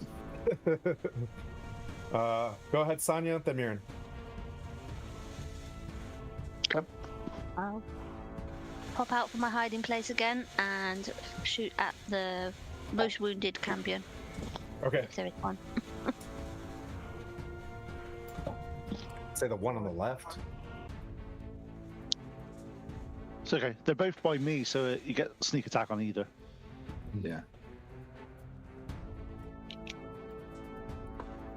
So the 50 so damage. 22? I can't add up Oh, today. that hits. 22. 3 darts is too much. 3 darts. Too much. So hot in these rhinos. That's 18 damage. And I'll hide again. So he's standing there getting ready to like shoot another ray at, and then Sonya just brings down another one. She hasn't been on the last 2 missions for you, but man, is she making up for it today. It's like the wizard falls, and then this Camion like falls dead. It's like- Mirren, Reach for the sky. Mirren, you get the sense that this Camion is starting to Rethink Cast. life choices. yep. Yeah. I think he's had bad life choices, yeah. Consider his life choices, yeah. So did Sonya attack the one behind Point or the one in front of me? If that matters. Right on you. Okay. Then I will travel around and travel to the other side of Point. So essentially getting around and circling to the other individual. I will pick up the javelin on the way, just throw it in my back pocket, like, all right, well, I'm just So you're going to gonna do a melee attack with it. You're gonna flank that guy. You're Yes. gonna flank that guy. Yep. Just circle, stay within 5 feet, just get, you know, You guys are doing what is On required to side, get like- advantage. Got it. pivot. And I will do a melee attack with the javelin of lightning instead, and be like, I'll try that again later. Okay. So let's see. I don't know how to roll with advantage on this, but let's see what happens. Let's see. So a 21 to hit or a.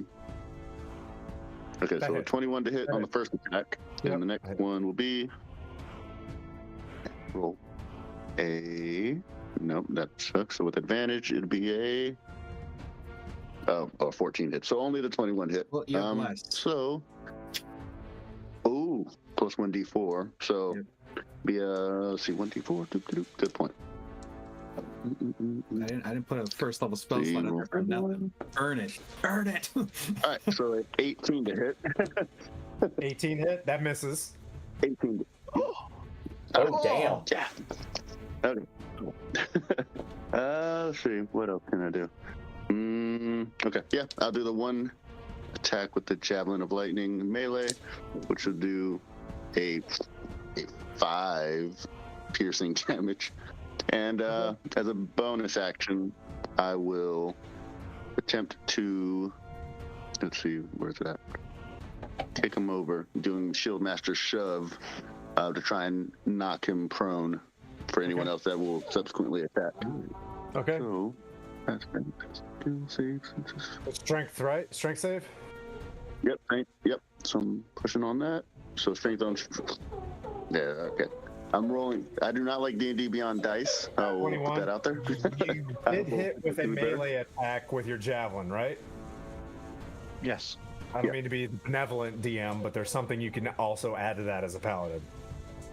Because it's a melee attack. Yeah, but I wasn't trying to. And not on this one. Okay. No. Well, that did not get knocked prone.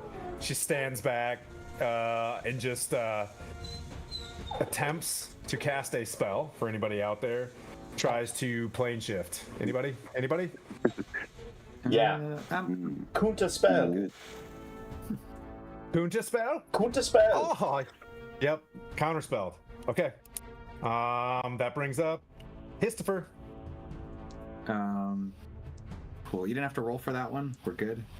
Just making Counterspell? sure. Wait. It's a once for day. What's the? Yes, actually, thank you. This is a. Just gotta make it fair. That's a 7th level spell. Yeah, so you got to roll for that one, buddy. Okay. Sorry. You have a bardic inspiration if you need it. 16 plus Just a bit outside. plus Thanks, Charm. Hang on. 7 Plus. I got him. You can thank me twice in the same sentence. Thank you. Ooh, 23. Yeah. You feel him like, you see the relief of like, well, I'm just gonna go back to hell, and all of a sudden, like, stays there, Relief. and it's just like, shoot. I'll just go back. The relief of going to hell is how bad we are as entities here. It's a Cambion. All right, so that brings up Histifer. All right. Goodness. I am so happy to be here with you guys. This is great. I am going to. And then Gwen's on deck. Let's see. Need. Are you hurt, Sonia? I think anybody is. Only Blandino is slightly hurt. Blandina is slightly. Mainly the feelings. You're feeling. Yeah, that's based. I took a little bit. Let's see. If they're not on the floor, they don't need healing. I probably just hurt from missing so much. Wait, so who's missing hit points? Is it only just one of us, or is there That's just me. just you? Are you holding? You're not a melee character. All right. Definitely not a melee character. Sonia, do you see that Cambion there? Or that's not a Cambion. I wouldn't know it's Cambion. Do you see that vile thing. red thing there? I don't want to anymore. And at this point, I'm just gonna healing word you as a bonus action. It won't have any extra healing effect, but because they cast a spell on you, if you'd like to use your reaction to make an attack roll, you may. What class is this? The cleric ability, voice of authority. When I cast a spell on a Wizards of the creature- Coast. Good job. Yes. Good job with Yeah, that Wizards one. of the Coast did this. Yep, Good job. this is Wizards Keep of the firing your presidents. Because Right. pretty terrible. Yeah. Coast. So you may make a attack roll. This will not have advantage from me per se, but if you have advantage by being stealthy, you might benefit Was from that. reading, so yes. Kinda Moto. Thank you for the Cthulhu's Revenge. I get to take an amazing drink of this concoction. Water? All right. It's basically a toast. So thank you, sir. 23 to hit. That hits. She's got a pretty high roll. You think I roll high? My other half, she It's rolls. always so the other half that What rolls. was, So what was your high. damage? 22 damage. Jeez. Indeed. So it tries to claim I rolled So six, three. you took out all three of them. Got it. Yep. Yeah. So Sonya just walks in there, just starts blasting. I'm Brings just everybody making up down. the fact I haven't been around, guys. Sorry. Yeah. All right, this is a well done, Sonya. hit him right in the ooh, ooh, ooh. Seems like this tower, you know what I mean? Like doesn't like it's more of a quick like hotel room for someone to stay here. The stagecoach or the stable house is the doors are closed. I go, Sanya again, save us. We'll stay in order. That's fine. Yeah, it's Sonya's turn. We'll stay in initiative order. I've only used a bonus action, unfortunately. Thank you, BP. Oh, you're still going. Hats off to you. Oh, we're gonna have to train the length of the turns. I mean, I try to make it quick, but it's a lot of my turn is giving someone else a reaction. Got it. That's right. So you're back to you. That's right. So it's your turn. What do you? So there's one enemy left. They're dead. They're all dead. Oh, they're all dead. Yeah. And Sanya then got them all. Sanya, you're They got a case of menace. Sanya's. A menace to society. All right, I will. So I can move and do an action. Is there something I missed that is like the priority precedent that we need to take care of? Because if not, I'm gonna loot the mage who tried to nuke us, and I'm gonna just kind of go through her, pilfer that. No, I think we're just securing the scene and then make sure there's no other devils around or whatever you said. Stop resisting. Oh no. Oh, and I like raise her hand. She's still fighting. Punching me in the face. As I'm like checking her hands. I'm gonna do thing. Okay. I'm gonna do a quick spin with the. She's got a spell book on her, and that's roughly it. I'll take that spell book. All right. I say, hold on. You don't know if it's dangerous. I'll take care of it after we're cleared the scene. But yeah, so that's like definitively. There's like I didn't have to make an investigation until I find hidden things or anything like that.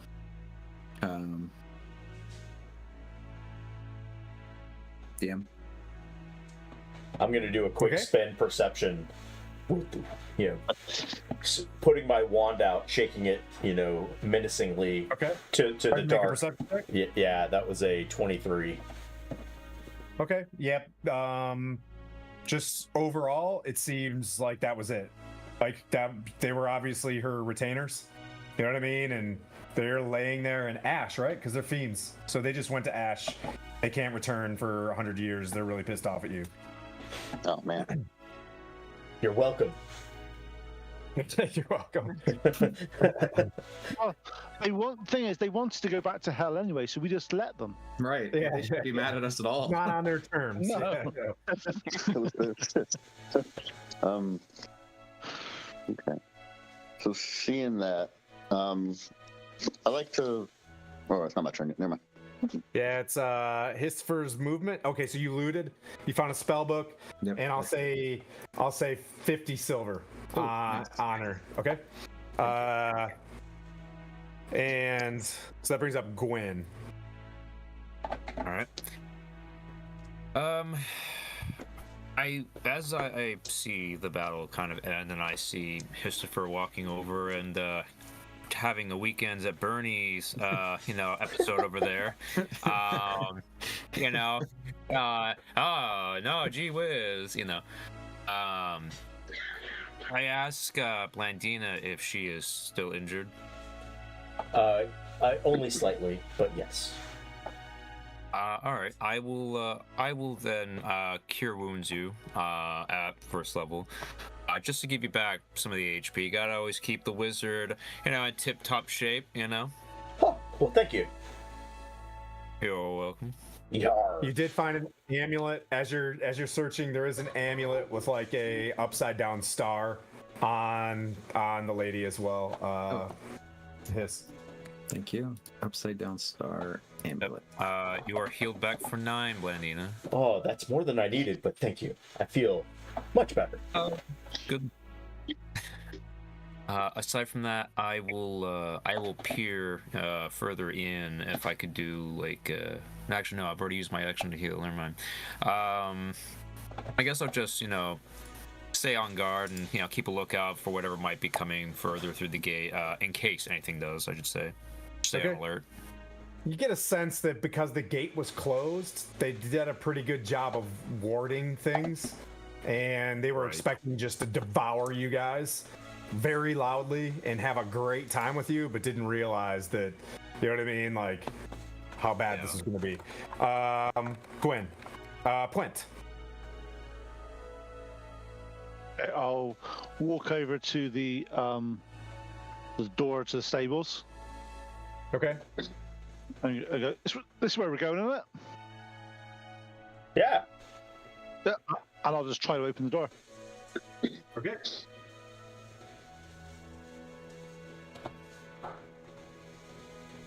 I don't know how to open these doors. They're open. There we go. They're not open. There we go. There, you open them up. You see a very ornate, wagon with two skeletal horses sitting there, and they're barded up and tackled. And the skeletal horses, they're just like ready to go. But you see a very ornate carriage with the two skeletal horses. Should we? What if we hooked up Daryl and Daisy to this thing? No, there's actually skeletal horses on it. We need to get rid of the skeletal horses first. But I'm just saying. Are they? Afterwards. They're alive? Do I? Yeah, they're just sitting there, stomping at the ground. And just Animated. Yeah. Yeah. Interesting. I'm like, undead. It's not natural. Needs to go. I mean, I'm going to. think about it this way. You're absolutely right. I agree. If there's any reason we need these undead horses to infiltrate anything, we won't have access to them ever again. No, but Yeah, hold it to you. I'm not trying to convince you. I was just thinking, why are we into here? creation, and I walk in there, and I open the door, see them, and I turn undead with the doors just open ajar. Nice. Okay. Just dust them. I pulled my finger up to his mouth, like, shh, just let him do his thing. This is the thing. Got Just it. let him do his thing. Okay, so I've just got to check the CR thingies for page 1359. 2 seconds. Okay, what CR are they? God, I knew you were gonna fucking ask something like that. Sorry. Trying to find it.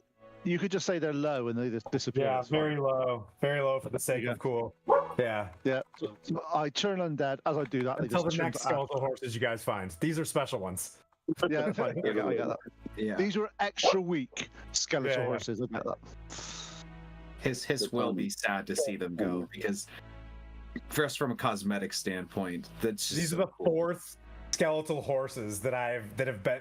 I don't know what's going on with Storm King's Thunder, but there's a lot. There's a lot in here. I think they just somebody wanted just a cavalry of undead horse riders. That's Why aren't you so using my epic. skeletal horses?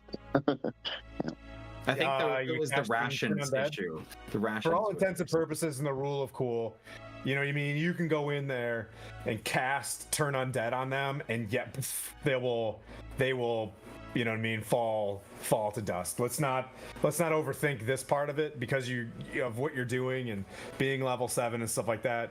I think the purpose of these being in here were like, oh, you're gonna ride out with this carriage, you know what I mean, and have Right. two skeletal horses. But since you guys are, going down the no undead thing, let's just, and then they kind of fall, and there it is, a very, very ornate, limousine of a carriage. Oof.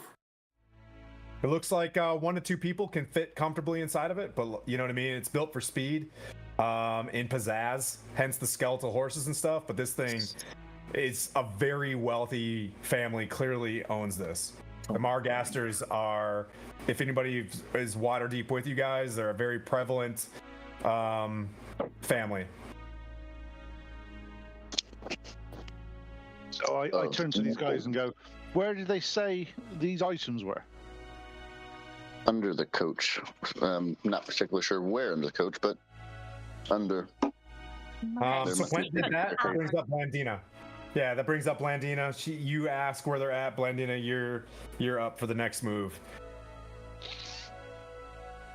There's dust. There's chalky dust from horse everywhere in here. You guys have like film of horse. You know what I mean? We weren't inside though. Yep, that's what you got. Since you get to undead them. Powder glue, huh? Yeah, it's just a very hair. Yeah, oof. Yeah. Think Big Lebowski with the urn and the all the weird references are coming up with the stuff. That's what you get for counterspelling my counterspell. You guys are dusted by a dead horse. Do you think we could keep this? We could hook up some other horses, right? I think you'll just kill your horses again. I don't mind that. It's just that these guys look like pretty bad people, but we were only sent here to pick up some items for the rich I'll kid. do an investigation then to look for the items, the secret whatevers, and that's a 19 to investigate. Searching Yep. Underneath this thing is a pretty decent size, let's say like, 1.5 foot by 5 foot box underneath this thing that you can see, you know what I mean, can open. It's like a false floor area, and from underneath it you can see where you could slide it open, like you can slide it out from the back. Yeah, you can like pull, and on rails, like you can pull it straight back and see. When you do that, you see a bunch of items that will close out, get us closer to this session. You see, much like the coral chainmail you saw previously, you see very ornate coral teal looking plate mail that's like shimmering, and it's got like scales of a fish all over it. You see a box that looks like a strong box. It's about yay big, and another box at the base of this plate mail. You also see, let's see how I planned this off from who is going to be in the party. A silver bow. So a teal plate mail. Yep. A strong box, another box, and a silver bow. Another box. Yep. The box looks like, as you look closer, it looks like it's just a bunch of folds. Like you could unfold, and as you start unfolding it, it turns into a boat, and you fold it a little bit farther, it turns into another boat, and you like, oh, it's a magic boat. I turn to the rest of the party and say, does anybody else think there's water in our future? No. Walter? man. Who's Walter? I'm at the guy.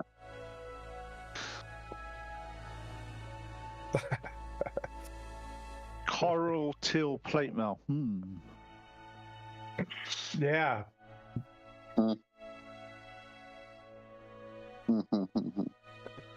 I think I have. Do I have identify? Blandina, do you know anything about identifying things?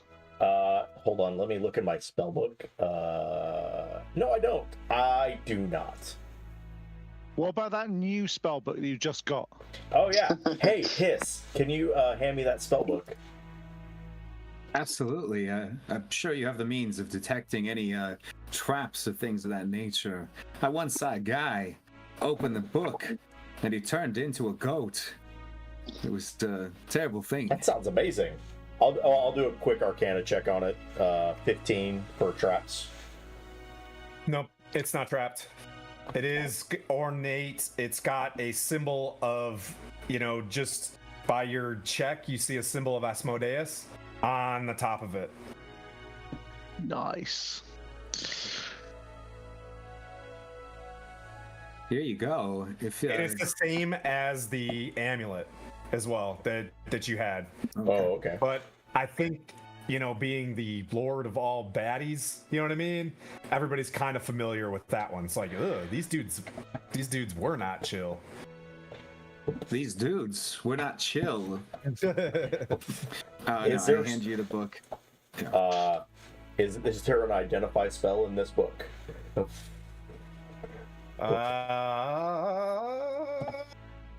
Not that I can. Not that Is there evil identify in this book?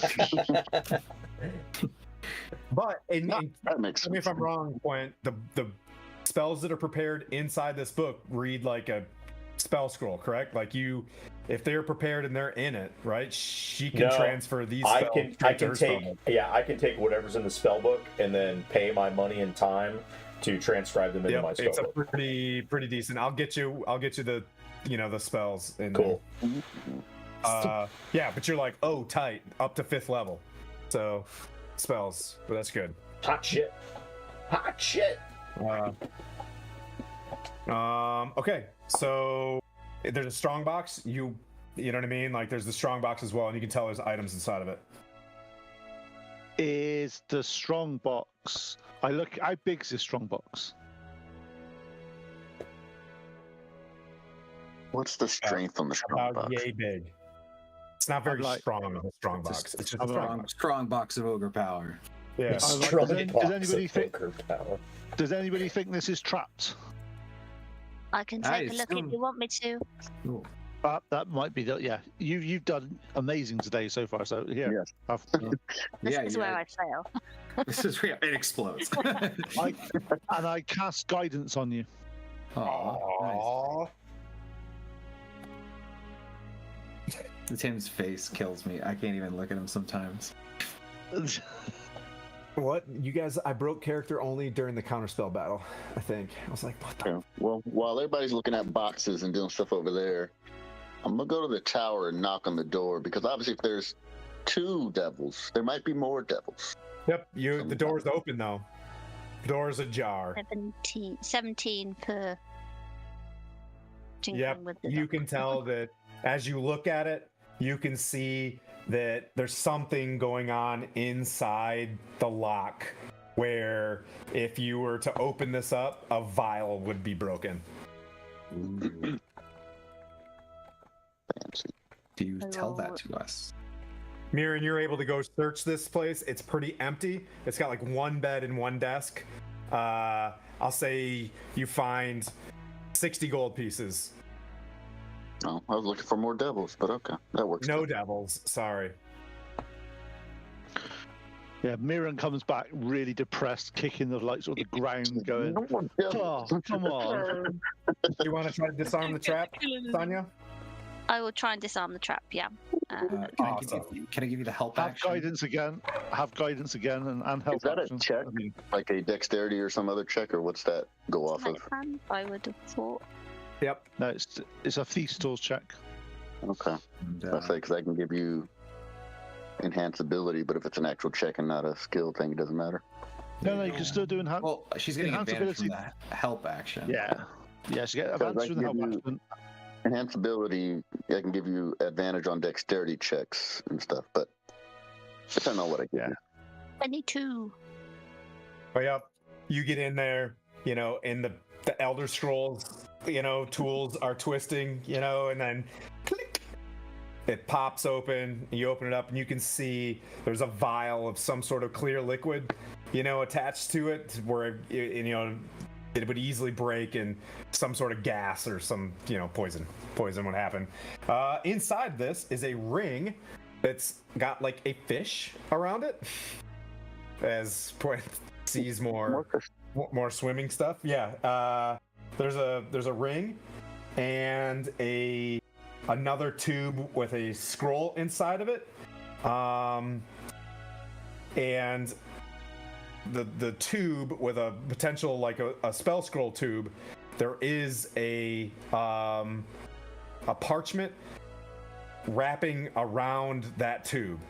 And if you were to look at the parchment, it's written in a language. Does anybody speak Abyssal here? It's written in like just weird, vile looking symbols, and it just doesn't make sense. It's like really confusing, and you know what I mean? Just to look at, it's just chaotic, we'll say. Very chaotic, you know. Think of a composition book in a serial killer's house. It's like very, you know, just like a lots and lots. This. Oh, right here. Yeah. There's like a fly squished on it, you know, and then there's like a cockroach squished and more like ink everywhere. Anybody speak Abyssal? Not 9. I don't think so. This is that language That's of funny. demons. Right? There's always somebody in a party that speaks Abyssal. That's interesting. That's interesting. Not in this party. Yeah, didn't Manu speak Abyssal last time? I think so. Something. Aqua. But that's elemental or something weird like that. Aquan or something. But that's that. Yep, there's a ring, plate, a boat, a silver bow, and a spell scroll.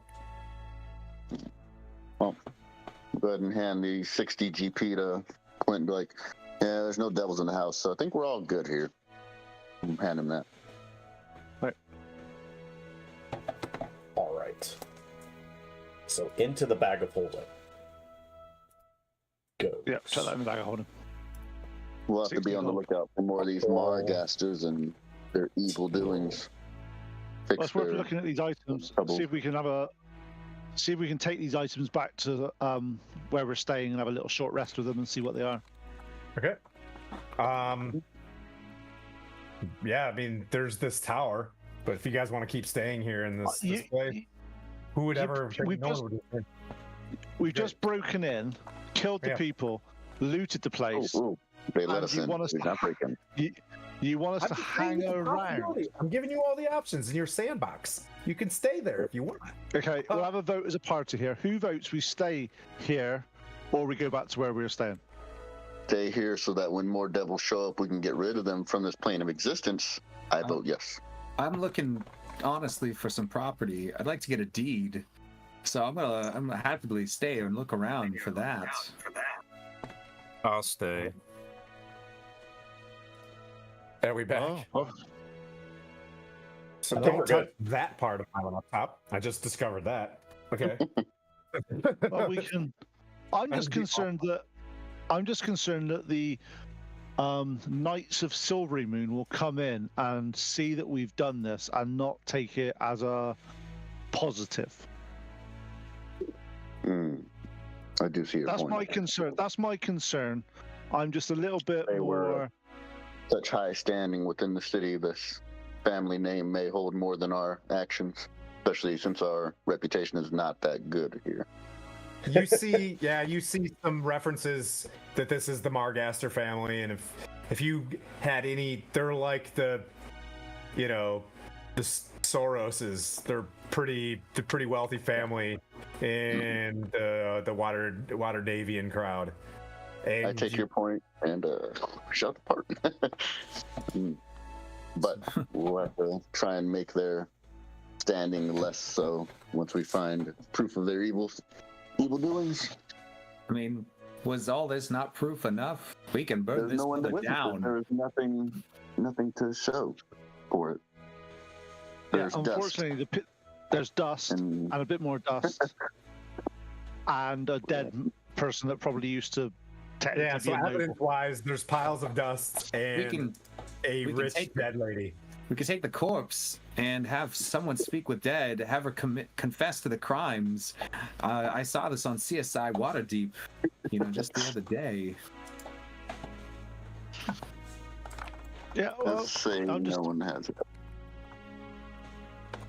I can take it tomorrow. I will hand you the body. Stuff this in your bag. Hold it.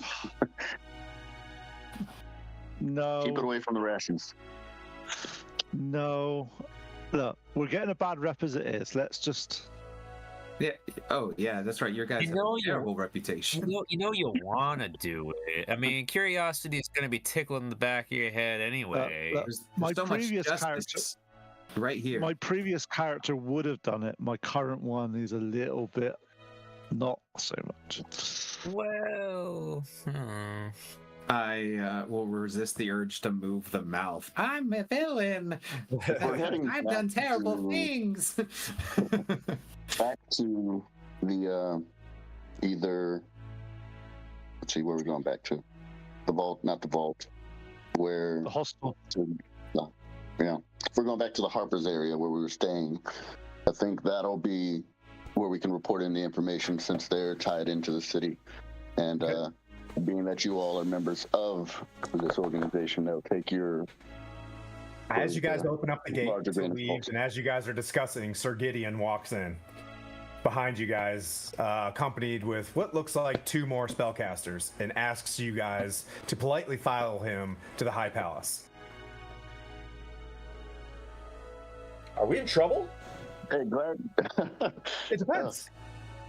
And he kind of looks around and he's like, why don't you guys come with me? Do you want us to bring the corpse for the possibles? Were you here to fight With the devil undead? issue too? Were you here for the devil?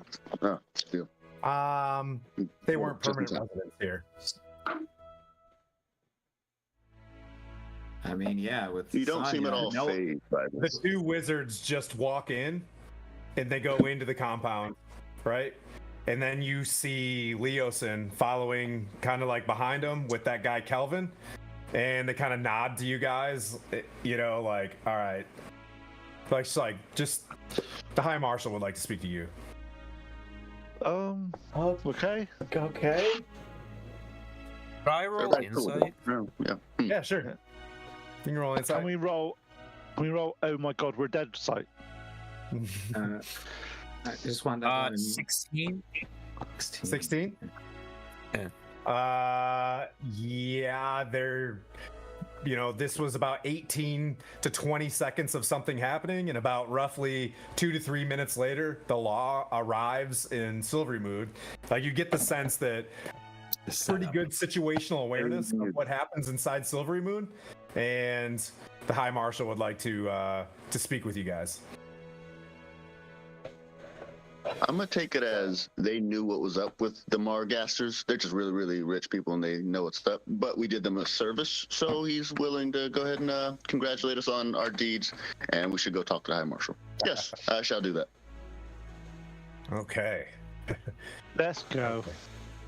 I have a very Yep. bad feeling about this. You guys We've done no wrong. move your way into you know, the High Palace. You're in a waiting room for a while. You're on the, you know, it's that anticipation and whatnot. You do go into the High Palace and you notice there's a bit of a party going on there, where like the Knights of the Silverymoon are having a bit of a, we just won, you know what I mean, a pretty large battle, and there's celebration going on. There's a bunch of, like, in this evening, there's like a pretty high you know, high energy kind of welcoming home thing going on within the High Palace. You guys are asked to go up into what is like the capital, you know, like the High Marshal's office. There's various maps. Sir Gideon, you know, kind of looks at you guys a little bit somberly, opens up the door, and you guys move in. Standing over the table is a dude that's unbuckling, you know, some plate, and he sits it down, and he sits down at the table, and he has you guys like sit down. It's like at a longer table. He's like, please be seated. Are we at the principal's Time check. office? Okay. Are we in the principal's office? An older man walks into the place wearing darker red robes, whispers in his ear, and he's like, "Are you sure?" Okay. And the older man kind of nods at you guys, gives like a wry smile, and winks, and like walks out the back door. And he's like, "So, I heard a pretty good deal of you all, and he looks at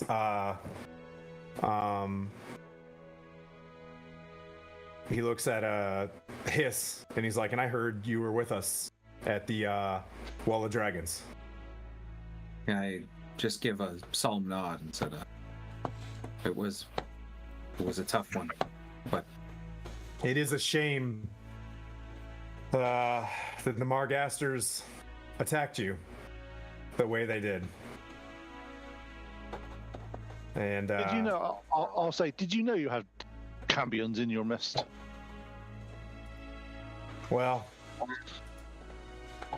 not while I was gone, but while we were gone, it did appear that some folks were taking some advantage of some of our protection while we were gone. That being said, our dear friend Taryn, who you just saw, is on his way back to Waterdeep to send the condolences and report to the Waterdavians.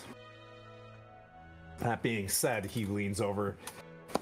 He says, that being said, if you guys are on your way to the Hawk's Nest this evening to potentially get Taryn's grandniece, on her way home, and the Hawk's Nest being on the way to Fellbar, the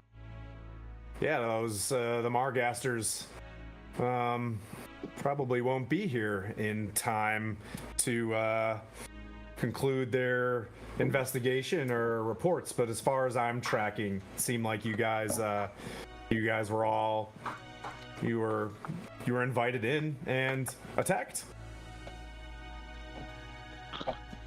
Yes. That is I exactly how it can't happened. speak on behalf of the Margasters, nor do I have the power to influence them. But if you're no longer here, then you can find them on another day.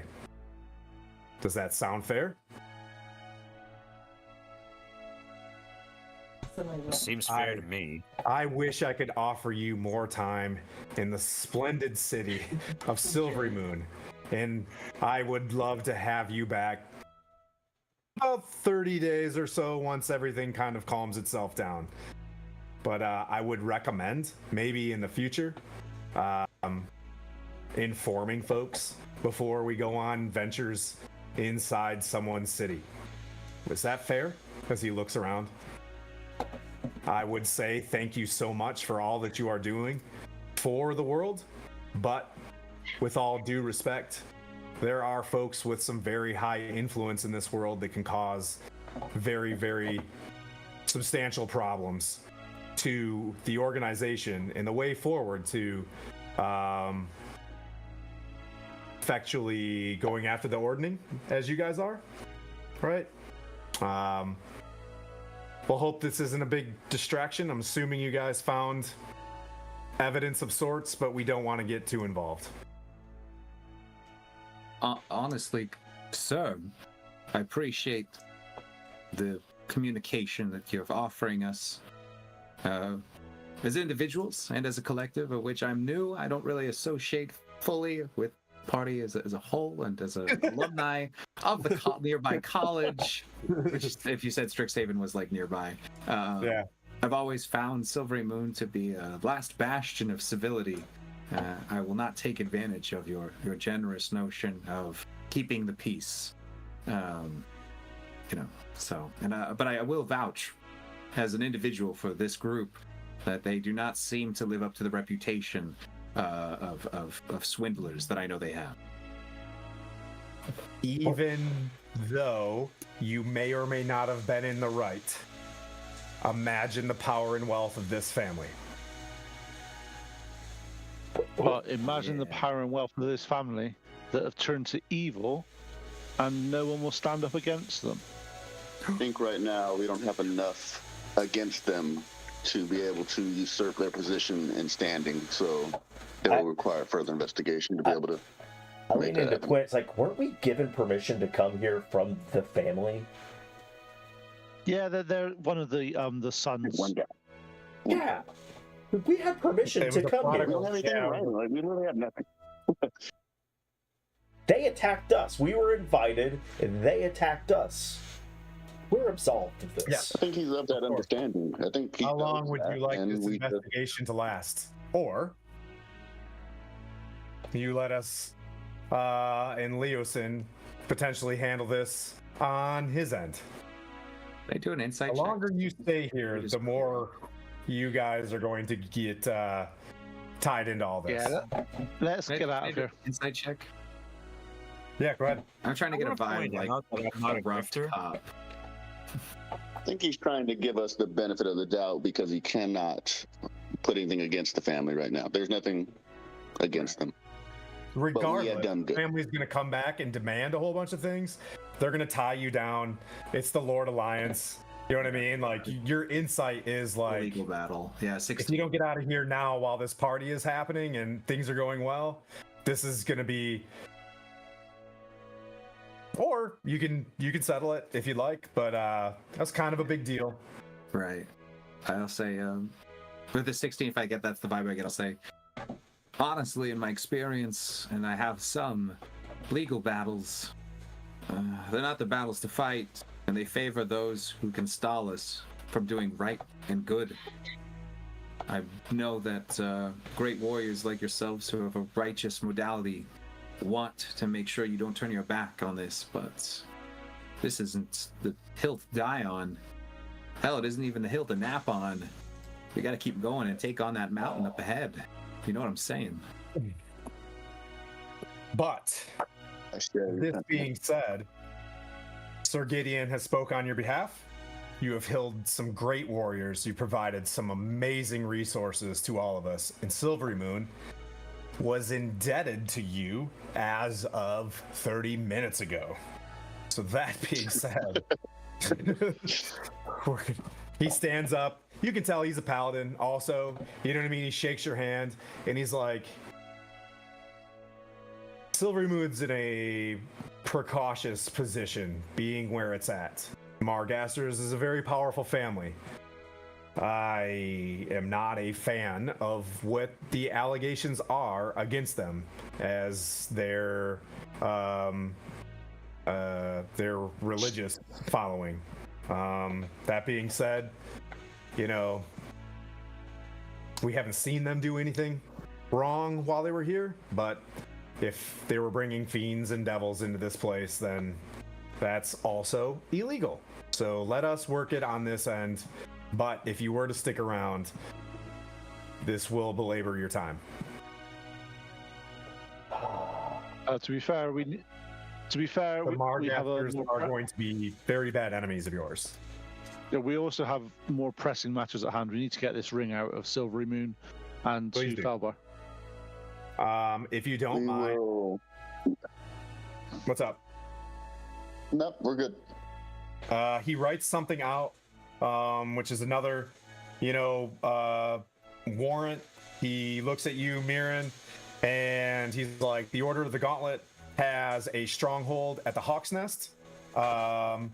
Your friend, Lady Hawklight, is there doing a change of command to relieve Lord Arthas Cavalos and Lady Fenris Agathon, who have been the Castilians of the place up until this point. Now that Taryn is returned from Silverymoon, his great-grandniece is returning back here. If you could see to the transition and stop at the Hawk's Nest on the way through, it's the only place to stop. It's 3 days travel through the Silverymoon Pass, and then it's 3 days beyond that to Fellbar. It's like obviously we keep Hawk's Nest there as a bit of support to Sundabar if you are not tracking their tragic history. But if you don't mind stopping at the Hawk's Nest, we'll be again indebted to you. We'll do our best. Thank you so much for your service here. Thank you for your understanding in our precarious situation that we find ourselves in. We will make, I guess, our moves to start getting out of town. And Please. if you do need any help with this family at any future time, we're more than willing to help. Yes, the grifters with his consulting are always on the case. You're friends of Silverymoon, and I'm sure this is going to be worked through. But you know, let's give it about 10 days before we return back to Silverymoon. So on your way back through, if we could just go around it, that'd be fantastic as we deal with this. Realize the Margasters are powerful and have very strong influences. So keep a lookout. Indeed. Yeah, we'll say you guys immediately, you pack up, you depart, and you move into the night. Find a place to rest, and that's where we'll pick up next week with, in the distance, the glow of the moon bridge. And, the Margasters looming for you. Oof. You guys did a really good job. Healing. You guys did fantastic building, like, really good rapport with the city. And they were devils. And the guy was a paladin. And there were devils. And Sanya got an amazing crit on a wizard. On a wizard. That was amazing. Yeah. I want at least one damage spell from that wizard. That's why I was like, Pete, you're gonna be so proud of me. I'm using a wizard. Just kaboom. No bones. I need mental note. 2 wizards. Got it. I have 2 wizards.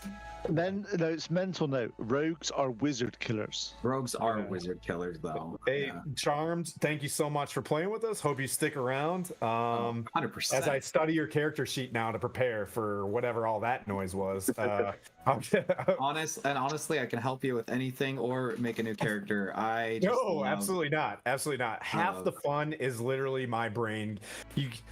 When you shut me down and these dudes start having a great time, and you see them like deep down, I'm like, oh, that sucks. Oh, wait, everybody's having a great time. So you know what I mean? Like as a player, used to be like, I want to do the most damage, I want to crit, I want to do all these cool stuff. Now I'm like, I just want to protect my friends, and it's really satisfying to that was counterspell. It's going to cold, but the most satisfying thing was Blandina jumping in to get my back on that, or to have the team dynamic really just flow with everyone already had a system in place to help each other out, and I was just kind of greasing some wheels.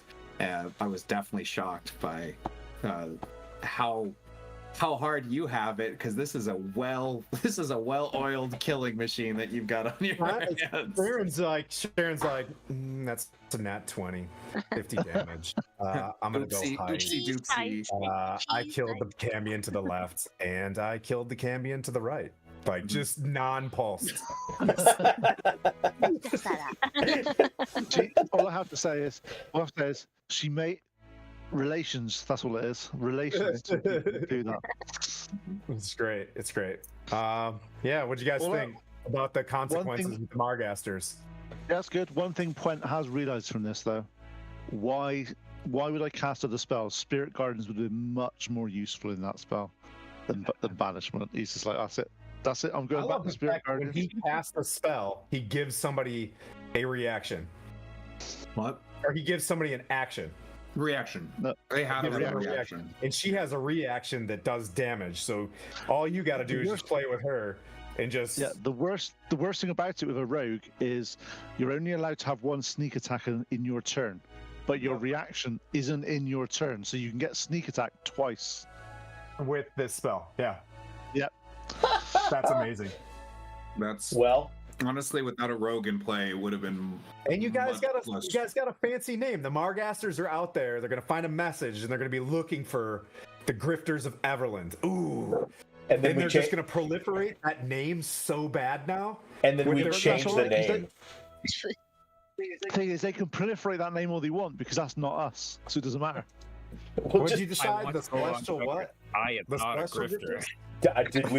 Did we decide on a name? I think we changed. I have we- done nothing to be a grifter, and We and I change even our try name to.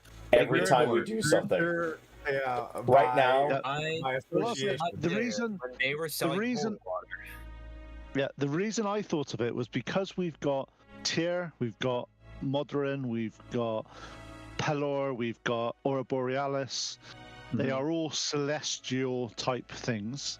So hence the reason why, if you look at the party, there's actually 60%, 60 to 70% of people that are deity aligned. So the Celestial Vanguard.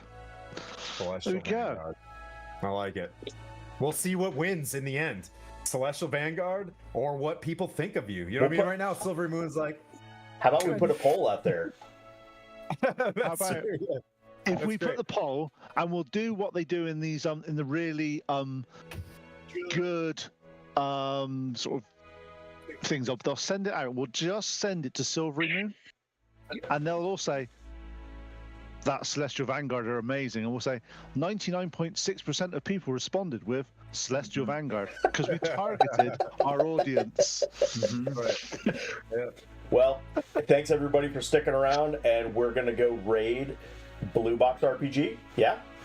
Oh, nice. So Okay. And I got 10 burpees to do. yeah, have fun with I that. agreed to some shenanigans.